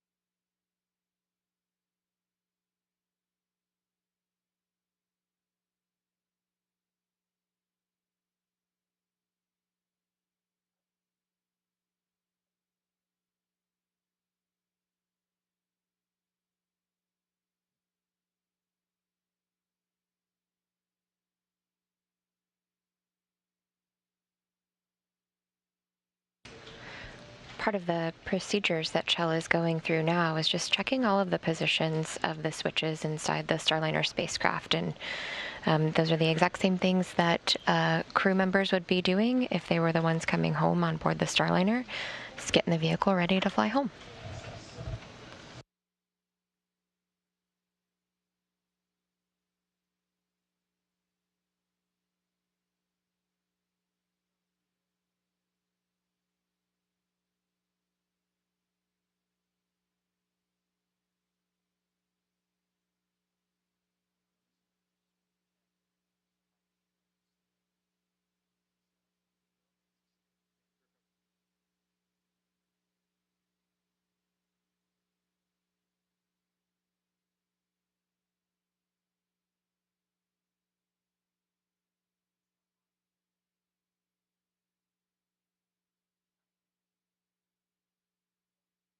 And there you see Kjell taking pictures of those switch positions, again, just to help ground controllers understand the configuration that the Starliner's in.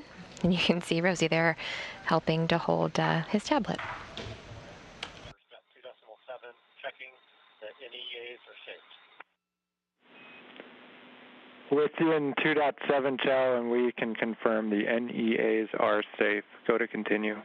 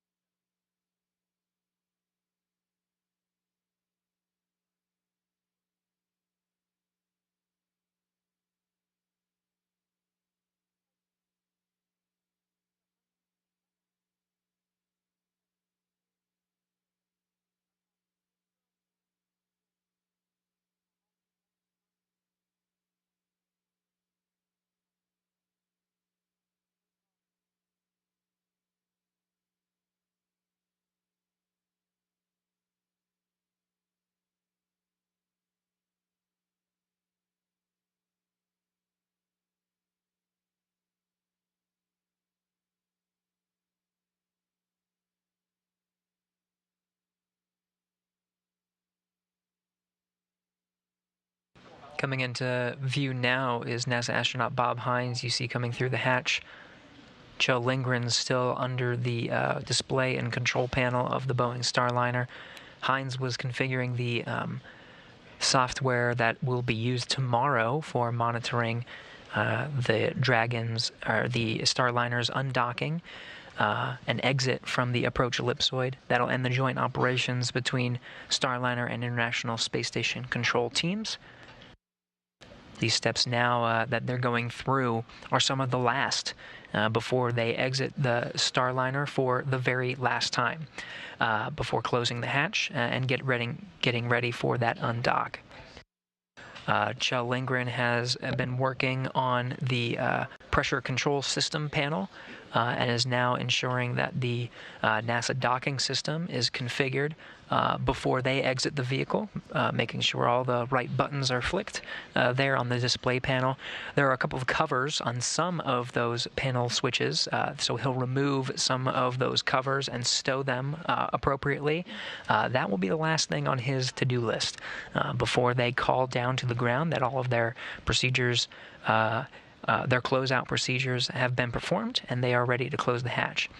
So they're working through their timeline now to make sure that those are in place. It looks like Lindgren is now removing those switch covers you see and stowing them in that bag. So he's on his last step before they're ready to configure for hatch closure.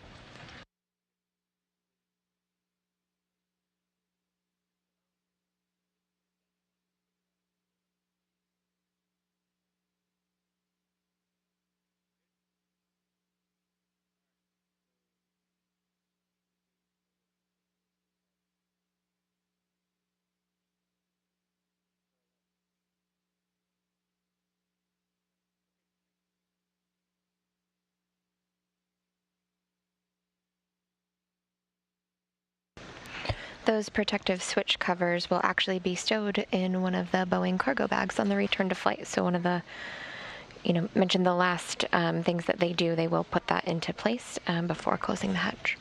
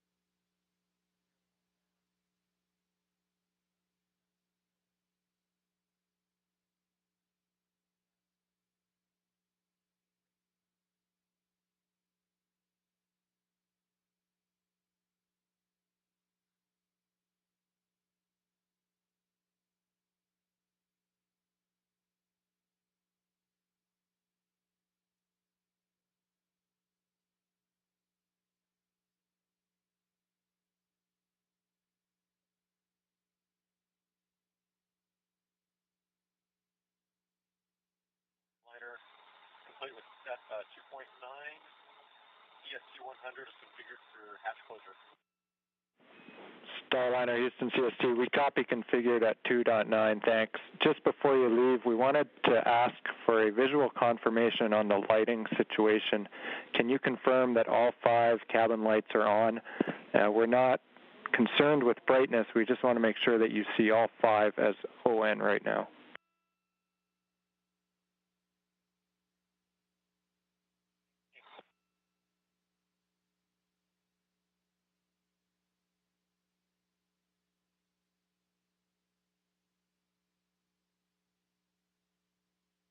We can confirm all 5 cabin lights are ON on. Copy that, thanks. You hear Chell talking to ground controllers there through Starliner's communication system, which was another flight test objective that the team had. They wanted to make sure that crews could communicate with the ground and other assets from inside Starliner while on orbit.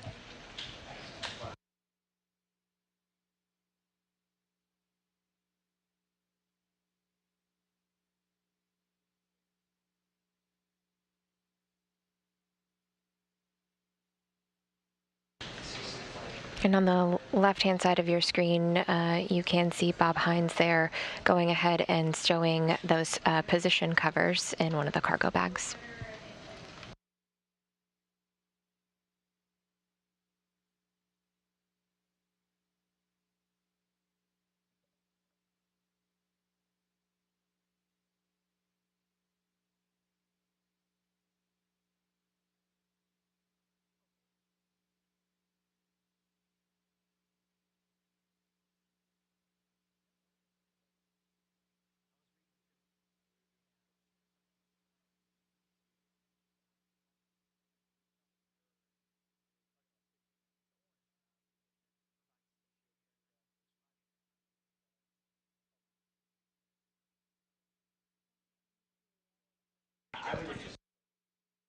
Now you see above Lindgren's head, from the vantage point, the view really of Rosie the Rocketeer, there is a window that's on the Starliner spacecraft, and you're starting to see the views come of the interior of the Starliner spacecraft get a little bit brighter. This is as the International Space Station and the Starliner spacecraft pass into an orbital daytime. Right now, the International Space Station is 271 statute miles over the South Pacific Ocean, east off the coast of New Zealand.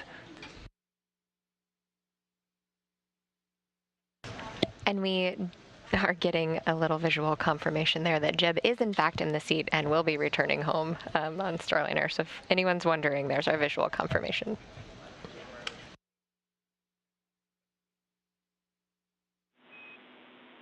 Starliner Houston, it looked like in the video that, Chell, you may have been trying to talk. We didn't hear anything, but go ahead.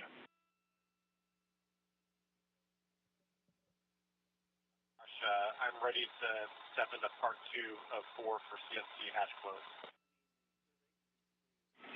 Copy, and we concur with you stepping into part 2. That'll be step 3.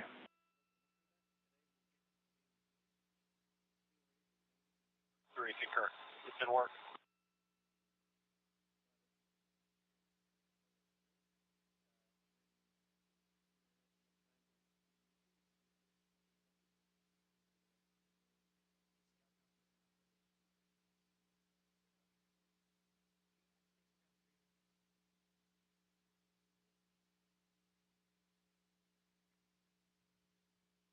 Station Houston on 3 for Farmer.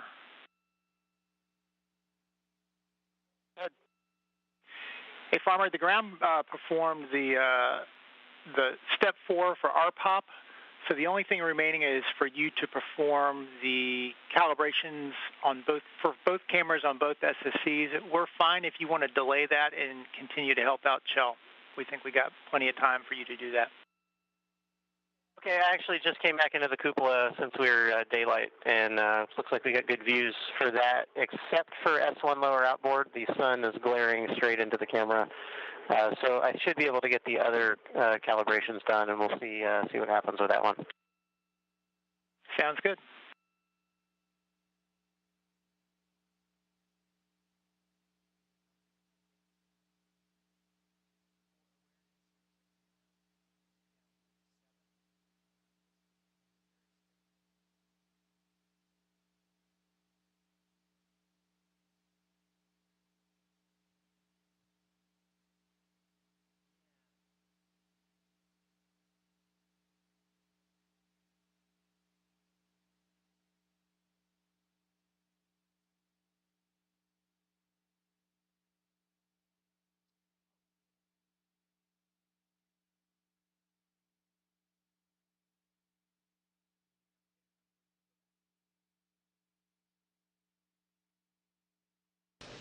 Here we're getting a live view of the exterior of the Starliner spacecraft while it's docked to the International Space Station. And earlier today, the Canada arm, a robotic arm, was used for a planned exterior inspection of the Starliner spacecraft. NASA and Boeing plan to do this inspection for this first flight test so that they could learn as much about the vehicle prior to the crew flight test and follow on long-duration flights as possible. And through that inspection, the Starliner's thermal protection system was cleared for re-entry.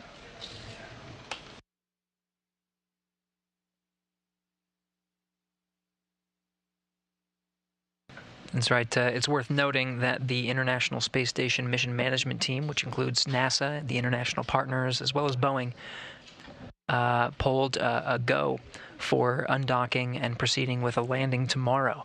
So we are tracking towards that for undocking tomorrow. These procedures come in a very timely manner of getting ready for the Starliner to depart. The weather looks good. Systems continue to be monitored and checked out, but we are targeting for tomorrow to undock, and we do have that go.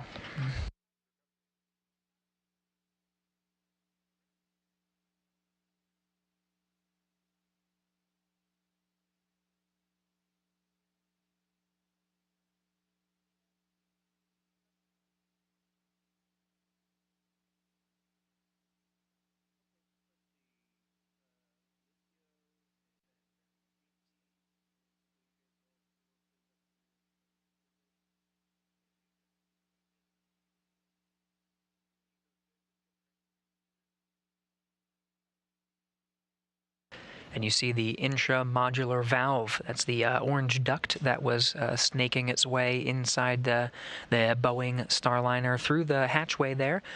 You see has been configured and removed from the Boeing Starliner. These are some of the final steps before we get to the hatch closure itself. A couple more steps ahead of when we actually see that hatch close, which, as a reminder, is a free-floating hatch. We'll see that come into view once they get to that. From this view of your screen, you can sort of make it out. It's that white circular object over to the sort of the bottom left of this particular view. But we are well on our way through the objectives here to get Starliner configured for hatch closure.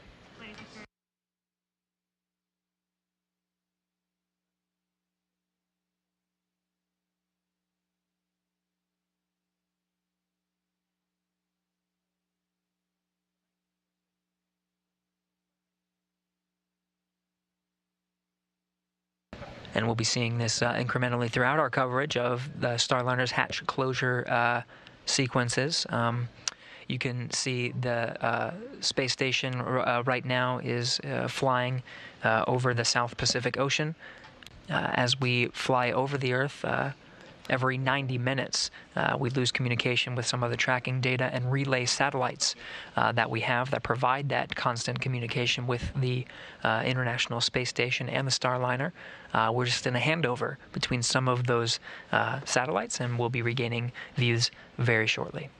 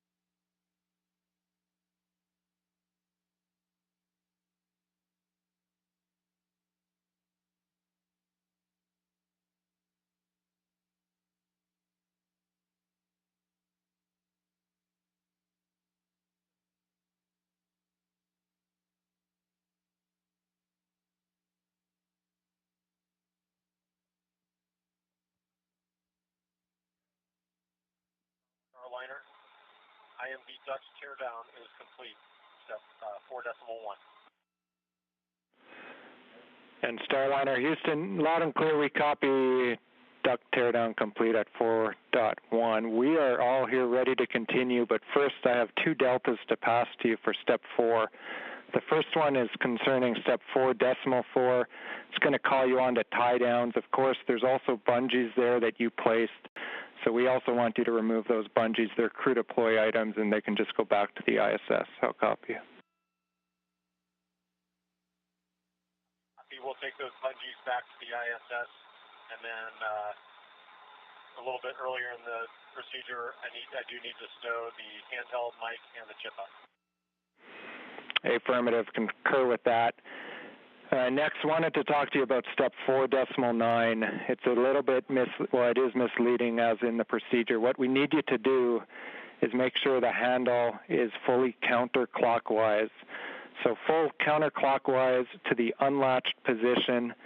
And of note, this is not going to line up with the marking that says position handle here before closing the hatch. So it's not going to line up with that indication, but as long as it's fully counterclockwise, you'll be in a good config. Does that make sense? Makes sense. I recall those markings, understand. Farmer, Whiskey on 3. To be full counterclockwise. Hey, I think the cupola is set up. Everything is calibrated on all three. Affirmative, good. Read back, and with that, everyone here is ready, so you will go at step 4.1. And last check, I think the lab also was good to go. Let me know if I'm missing anything. Copy, go in 4.2 for hatch closure. Thank you so much, Farmer. No, we are tracking the same thing. We are all set up in both the lab and cupola. Okay, great. I'll put a couple notes on the SSCs, making them no touch for next 24 hours or so.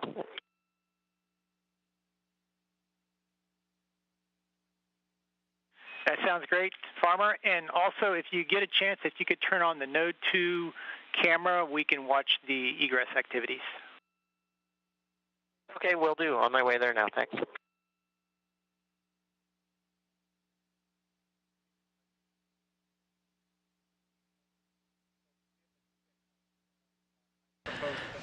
So with that, Kjell Lindgren has worked through the steps to get us to this final sequence here, which is he's going to get ready for hatch closure.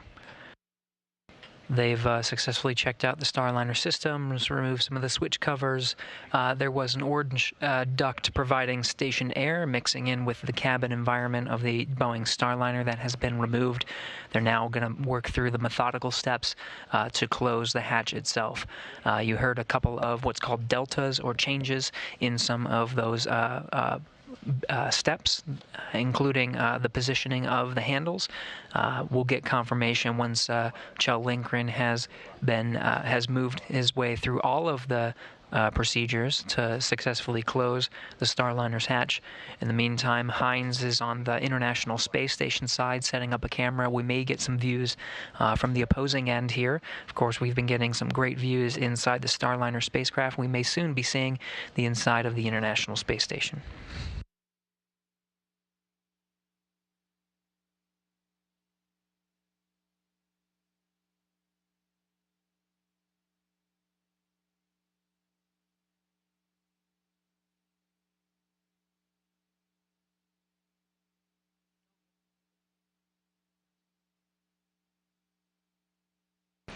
Rosie the Rocketeer is returning to Earth in her spacesuit. You can see that here.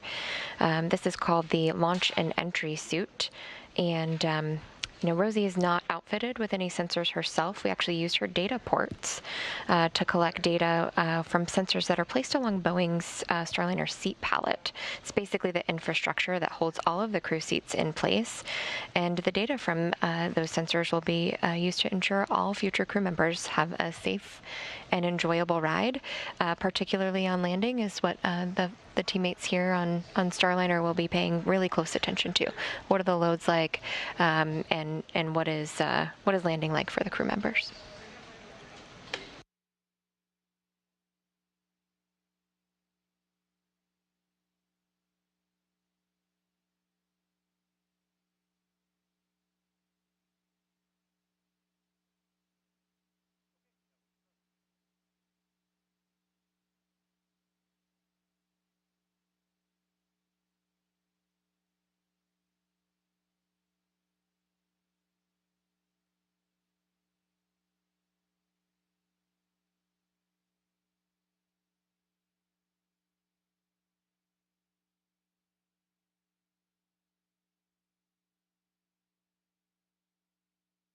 And Houston Station on 2, Node 2 camera is set up and pointed at the hatchway. Let me know if you're seeing video. All right, Farmer, thank you for that.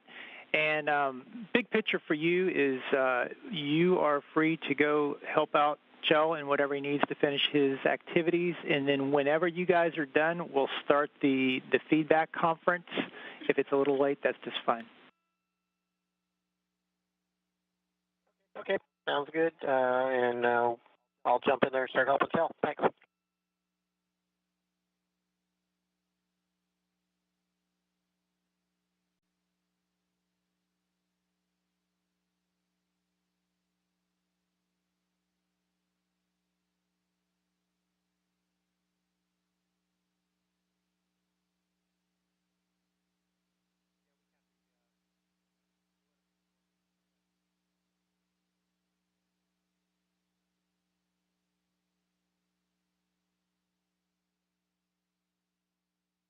Now we're seeing coming through the hatchway NASA astronaut Bob Hines, while Kjell Lindgren has been inside the Starliner spacecraft, configuring the spacecraft itself for hatch closure.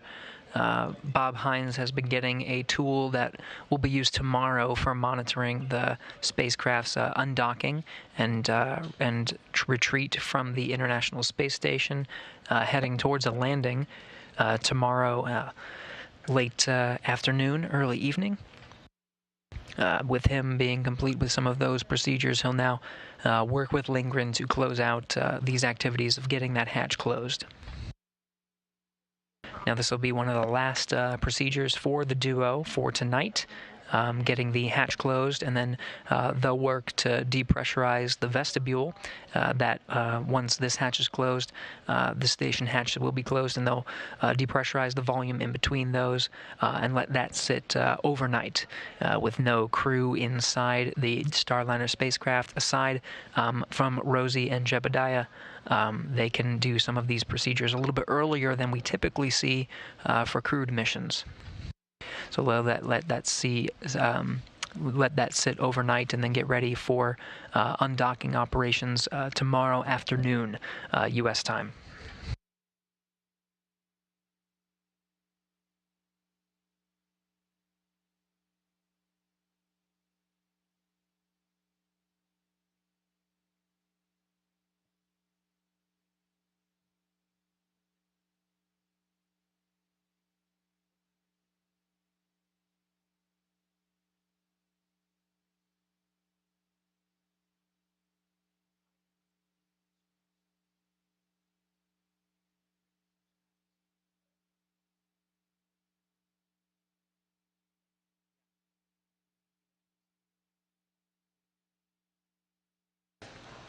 You can see here Bob Hines going through that final cargo bag. What they are actually in search of is some straps for the side hatch, as well as the IVA hatch.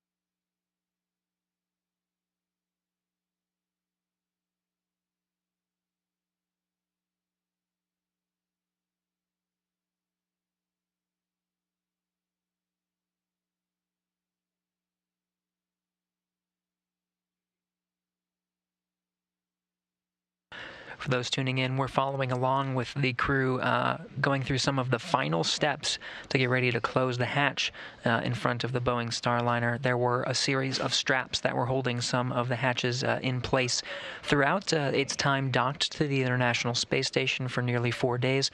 You see the crew opening up one of the cargo bags and putting those straps into little baggies and stowing them away. They're working through these steps one by one, the two of them together inside the Boeing Starliner now is NASA astronaut Kjell Lindgren peeking through the hatch there on the top. NASA astronaut Bob Hines working together to configure the hatch itself and get it ready to close. You can see one of the final steps there already underway. Kjell Lindgren removing the cover that has been protecting the hatch itself, revealing the hatch. It's called the IVA hatch. That's the one that goes in front of the Boeing Starliner. So they're nearing the hatch closure very soon here. One of the final steps there, removing the hatch cover itself and, of course, folding it and stowing it away.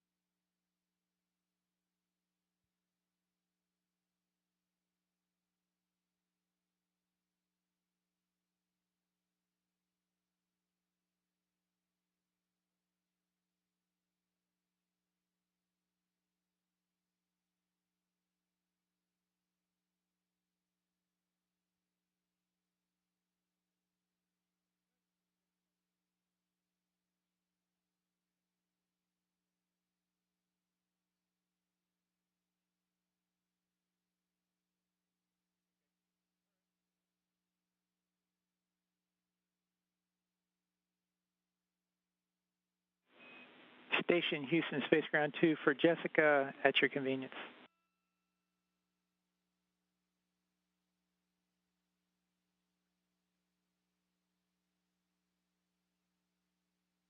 Is he on too? Hey Jessica, prior to the Node 2 forward hatch closure activity, we need to direct somebody to get the deskant kits. We forgot to put it in the ASN for that activity. You can find the deskant kit 2 in Columbus /3 Echo 1 / Foxtrot 1 in 1.0 CTB 4080 labeled desiccant kits.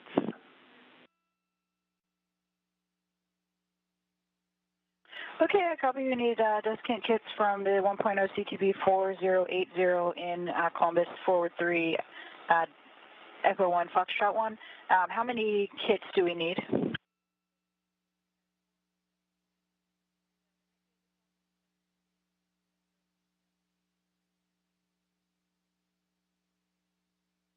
And that'll be just one kit, and there'll be four desiccant bags in there. Also, you're going to need to grab some 4 1-inch Velcro strips, and you can grab that from the office pantry in half CTB serial number 4222. That's in Node 1, Overhead 4, Charlie 1.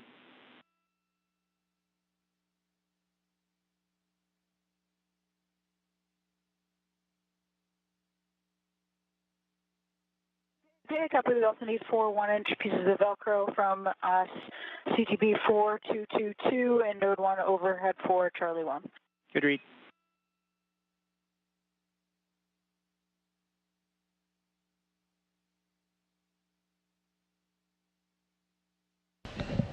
The voice you're hearing is that of NASA astronaut Jessica Watkins. At the end of her work day, she just wrapped up some exercise and then started putting away some scientific samples.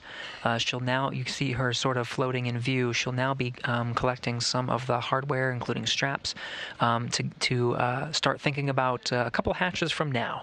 We're, of course, working on the IVA hatch, which is the name of the hatch on the Boeing Starliner. There are 2 more hatches. There's the A-pass hatch, which is close to Jessica Watkins' feet in this view, and then much closer to frame, the sort of square area, is the node 2 forward hatch. She's already preparing some of the equipment that she'll need to close that hatch prior to depressurizing the vestibule in between the Boeing Starliner and the International Space Station. Working together as a team to get the hatch closed and depressurize the vestibule to get ready for Starliner's undocking and return to Earth tomorrow.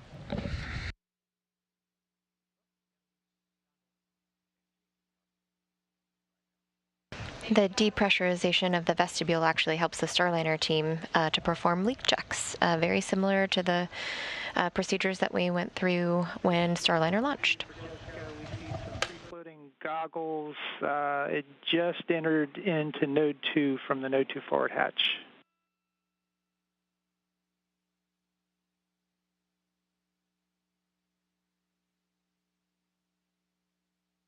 You got it, thanks.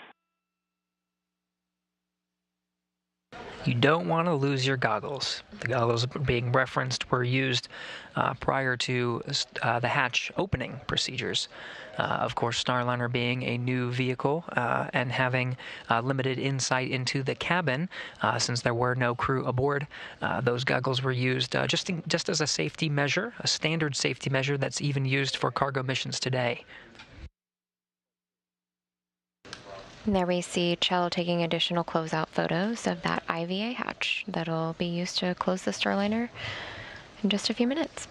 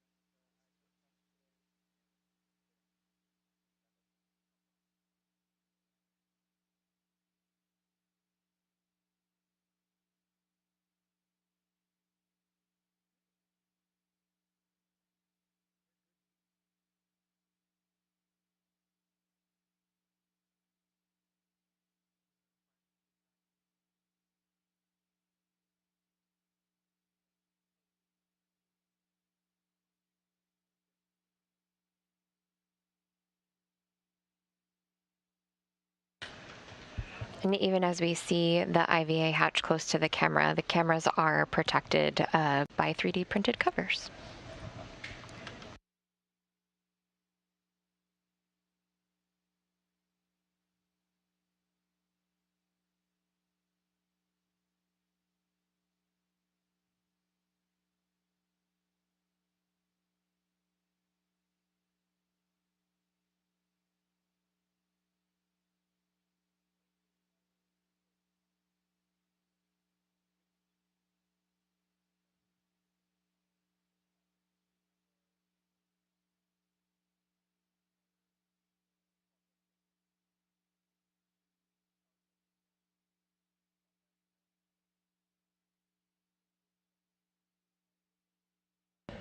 Reminder that by design, the Boeing Starliner's hatch is a free-floating hatch.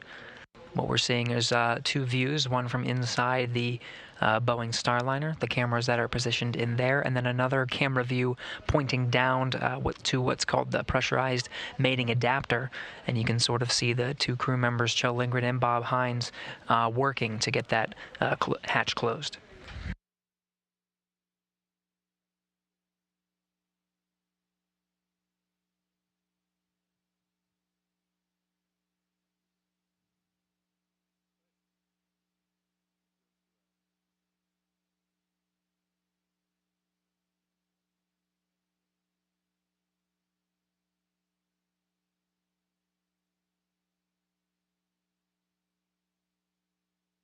We're now seeing down the pressurized mating adapter. You see some of the features of the NASA docking system on the Boeing Starliner side, as well as the International Docking Adapter. That is the adapter that allows the Boeing Starliner and commercial crew vehicles to dock to the International Space Station. This is an adapter that is affixed on the end of the pressurized mating adapter, which has been used for the past few decades for space shuttles to dock to the International Space Station. Now with the new generation of commercial spacecraft, that international docking adapter being used as an interface for the very first time for the Boeing Starliner.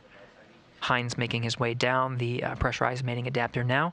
Again, he is working with NASA astronaut Kjell Lindgren to close the hatch to the Boeing Starliner.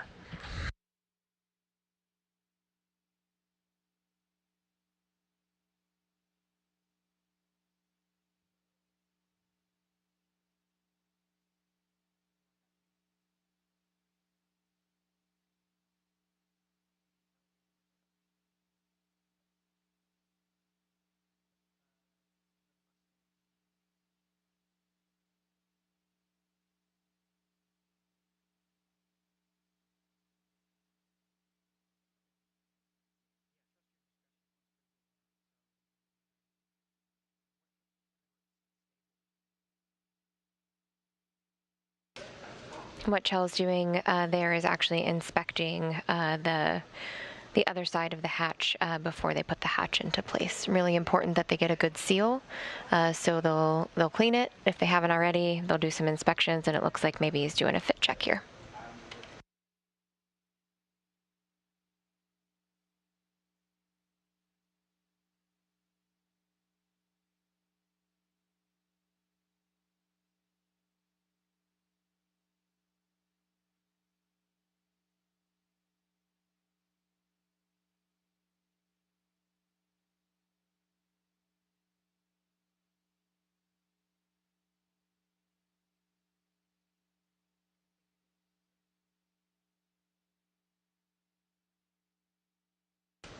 Also in view, you see the numbers 2 and 1.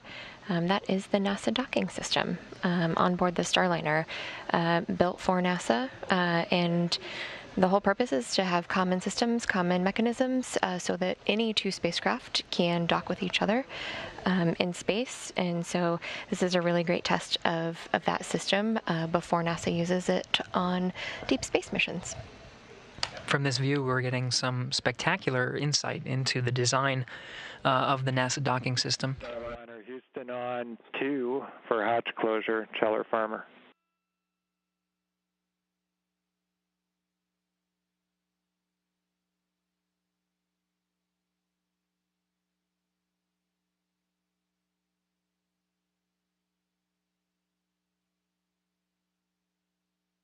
You go for Starliner. Farmer, at step 4.8, we just wanted to confirm, double check that the hatch equalization valve 1, that cap is secured away from the valve, and we were going to offer up just using a piece of tape, any kind, doesn't matter what tape. Okay, and you said on valve 1, right, is the one we're talking about? Affirmative. HEV, hatch equalization valve 1. Okay, copy, standby 1.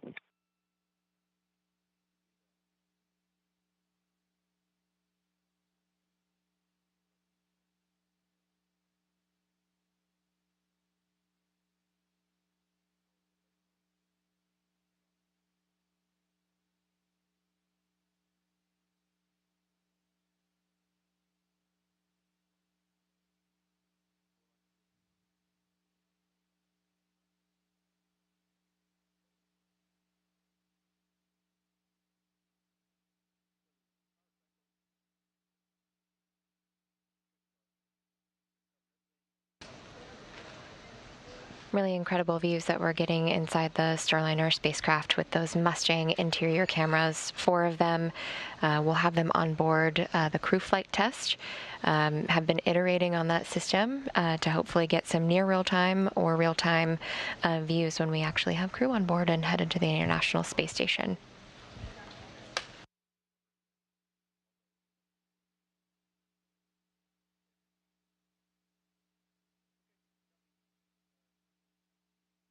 And Houston Starliner, valve 1 cap is taped to the side of the valve, and valve 2 is the cap is being installed right now. Copy. Good config on both. Thanks, Farmer.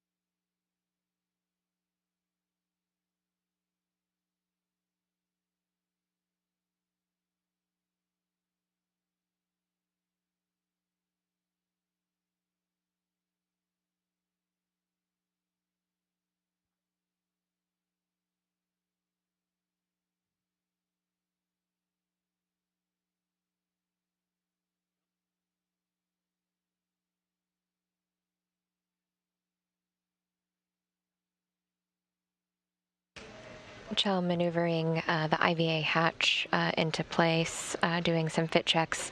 The hatch itself weighs about 100 pounds, so not heavy and certainly no weight in space, but just working through how to maneuver with it.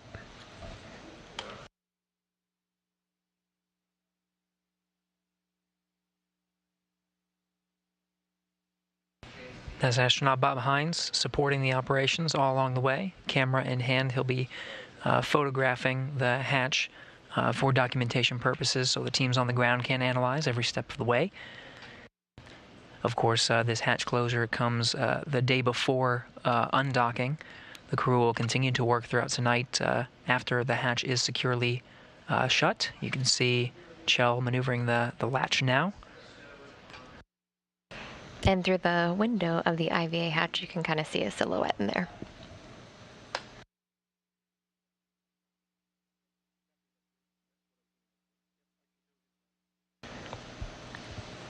Chell will make 1 1/4 of a turn to get that hatch closed in nice and tight.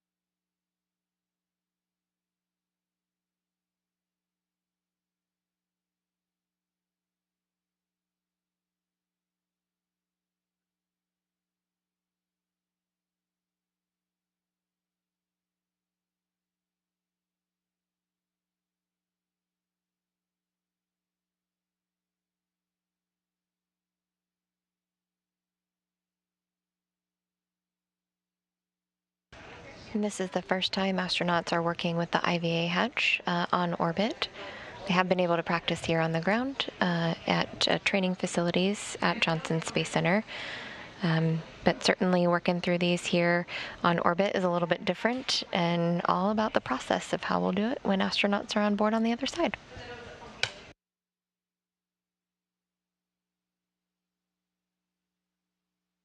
Part of the procedure here is positioning the hatch in such a way so that they can turn the handle like you said, 1¼ turns. There are guides available on the station side of the hatch, 4 guides that allow them to monitor their position as they get it fully engaged.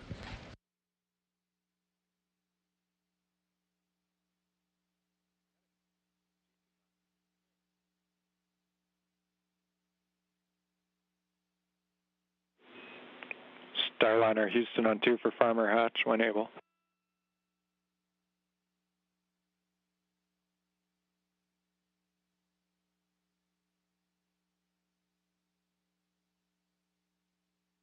For Farmer. Hey, Farmer, just following along in the video. The hatch itself, we're hearing, looks to be in a good config. What we were going to offer up is to try to make sure that the kicker dogs that are on the flat side of the hatch, and when you position the hatch, they need to be on the inside of the vehicle, inside of Starliner.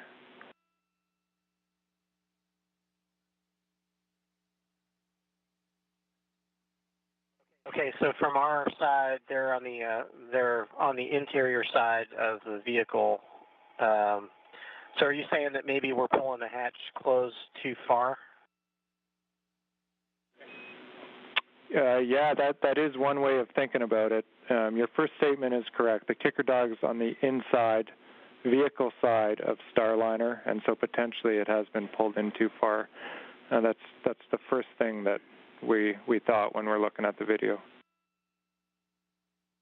Okay, sounds good. We'll take a look at that.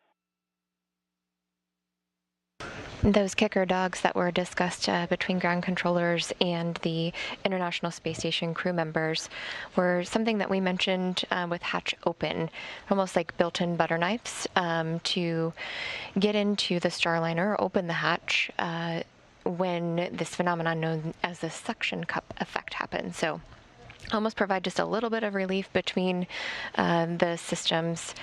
So they just want to make sure those are in the right spot so that we can get a good latch.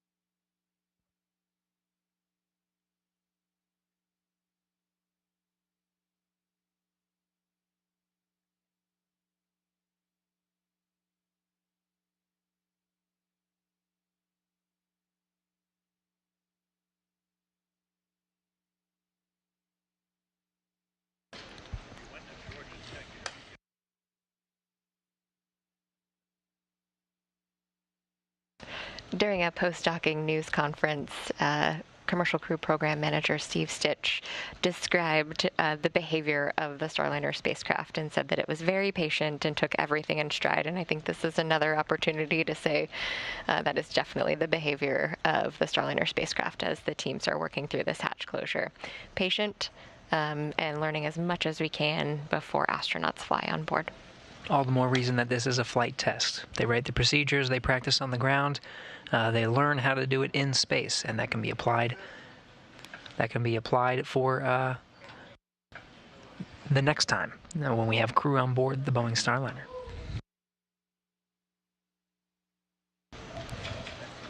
Wait until.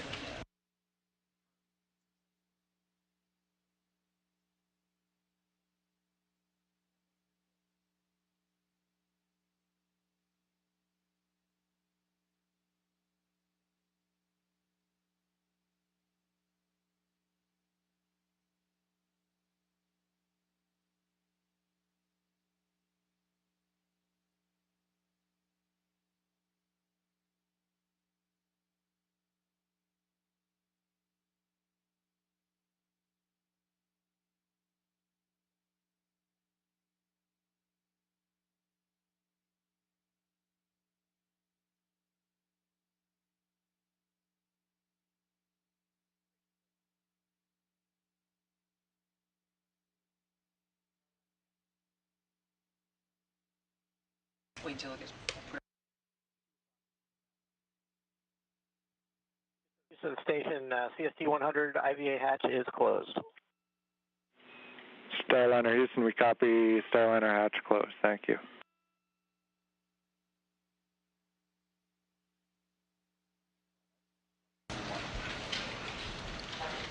Station flight controllers have been watching along with us here on this video, and there was an audible woohoo when station's hatch was closed. Very good. And that hatch closure time comes right at the top of the hour, 2 p.m. Central Time. The International Space Station and Boeing Starliner with 262 statute miles over Belgium.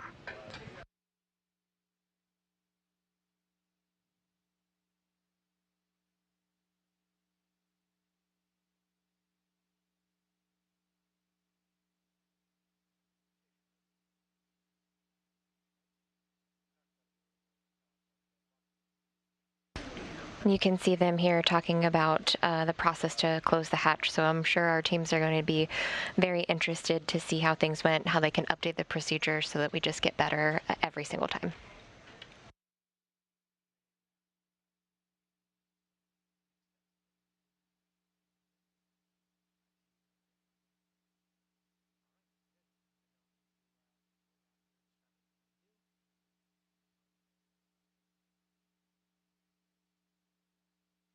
All right, with that, again, the Boeing Starliner's hatch is closed 2 p.m. Central Time. Now, this is not the last thing that the crew members will do, though it will wrap up our coverage today.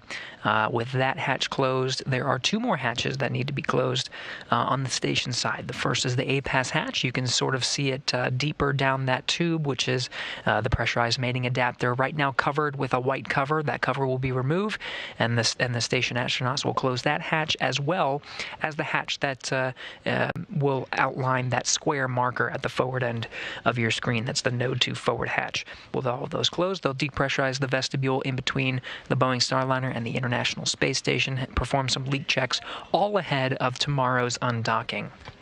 Before we wrap up our coverage today, we did want to make sure that you tuned in for our coverage of Starliner's undocking and return back to planet Earth. It all starts tomorrow at 2 p.m. Eastern, 1 p.m.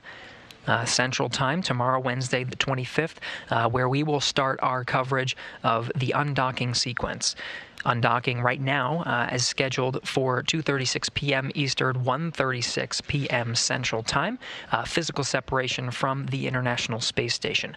Shortly after they exit the approach ellipsoid, we'll break our coverage, and we will return later that evening at 5:45 p.m. Eastern Time, 4:45 p.m. Central Time to begin our coverage for the deorbit burn and entry through the Earth's atmosphere and return in the western United States.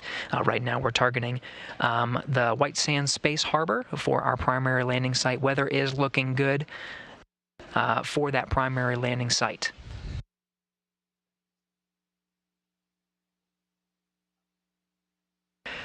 That return, if you are following along and you're watching our coverage, if you're able to, if you're in the trajectory of that return, it's going to be an upwards trajectory. So if it'll pass over Baja, you might be able to catch a glimpse as it returns back to planet Earth.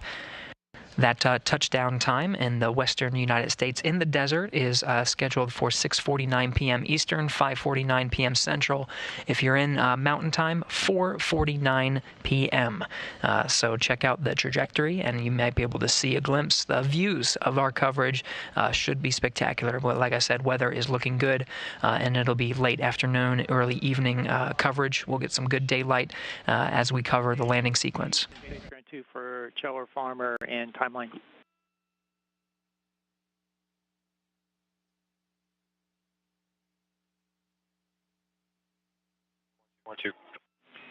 HL, we're thinking we want you to, of course, continue with the APAS and Node 2 hatch closures, and likely that would go in the DPC time frame, so you can skip the DPC, and then once you're done with the hatch closures, touch base with us, and then we can you can let us know if the feedback conference is still something that you can do with us, and we'll touch base at that time.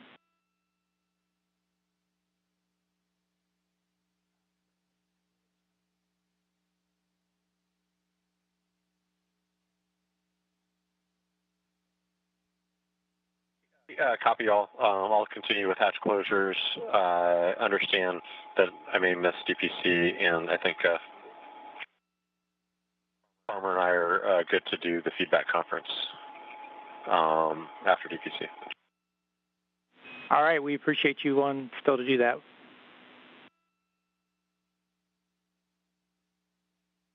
Absolutely.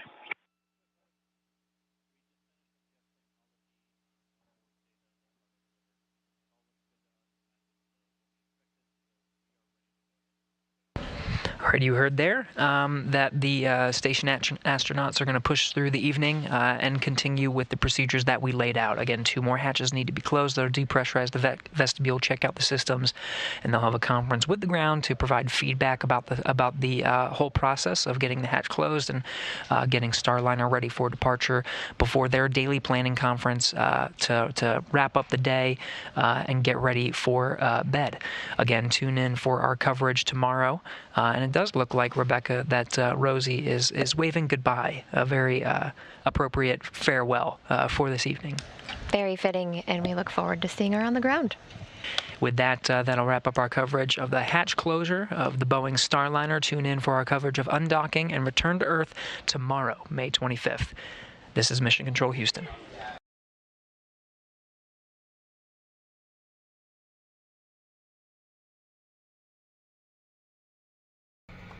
And there we go. Hatch finally closed aboard the Boeing Starliner after a little bit of fun. The International Space Station currently passing over the eastern part of Europe, heading towards a passover of India. We are going to be live tomorrow at 12 p.m. Mountain Time, 2 p.m. Eastern, for full live coverage of the undocking through touchdown of Boeing Starliner. Now, tomorrow there is also the Transporter 5 launch with SpaceX, and we're going to have a double feature for you, 2 streams running at once. We hope you'll join us for both of those. Then, as always, here at the Launchpad, it's our mission to inform and inspire the explorers of tomorrow, because we believe that space is better together, and we bring you full coverage of launches, landings, dockings, undockings, exclusive interviews, and a whole bunch more. So if you haven't yet, take a moment, engage that subscribe button, and we will see you back here tomorrow for the conclusion of Boeing Starliner's OFT-2 mission. We'll see you then.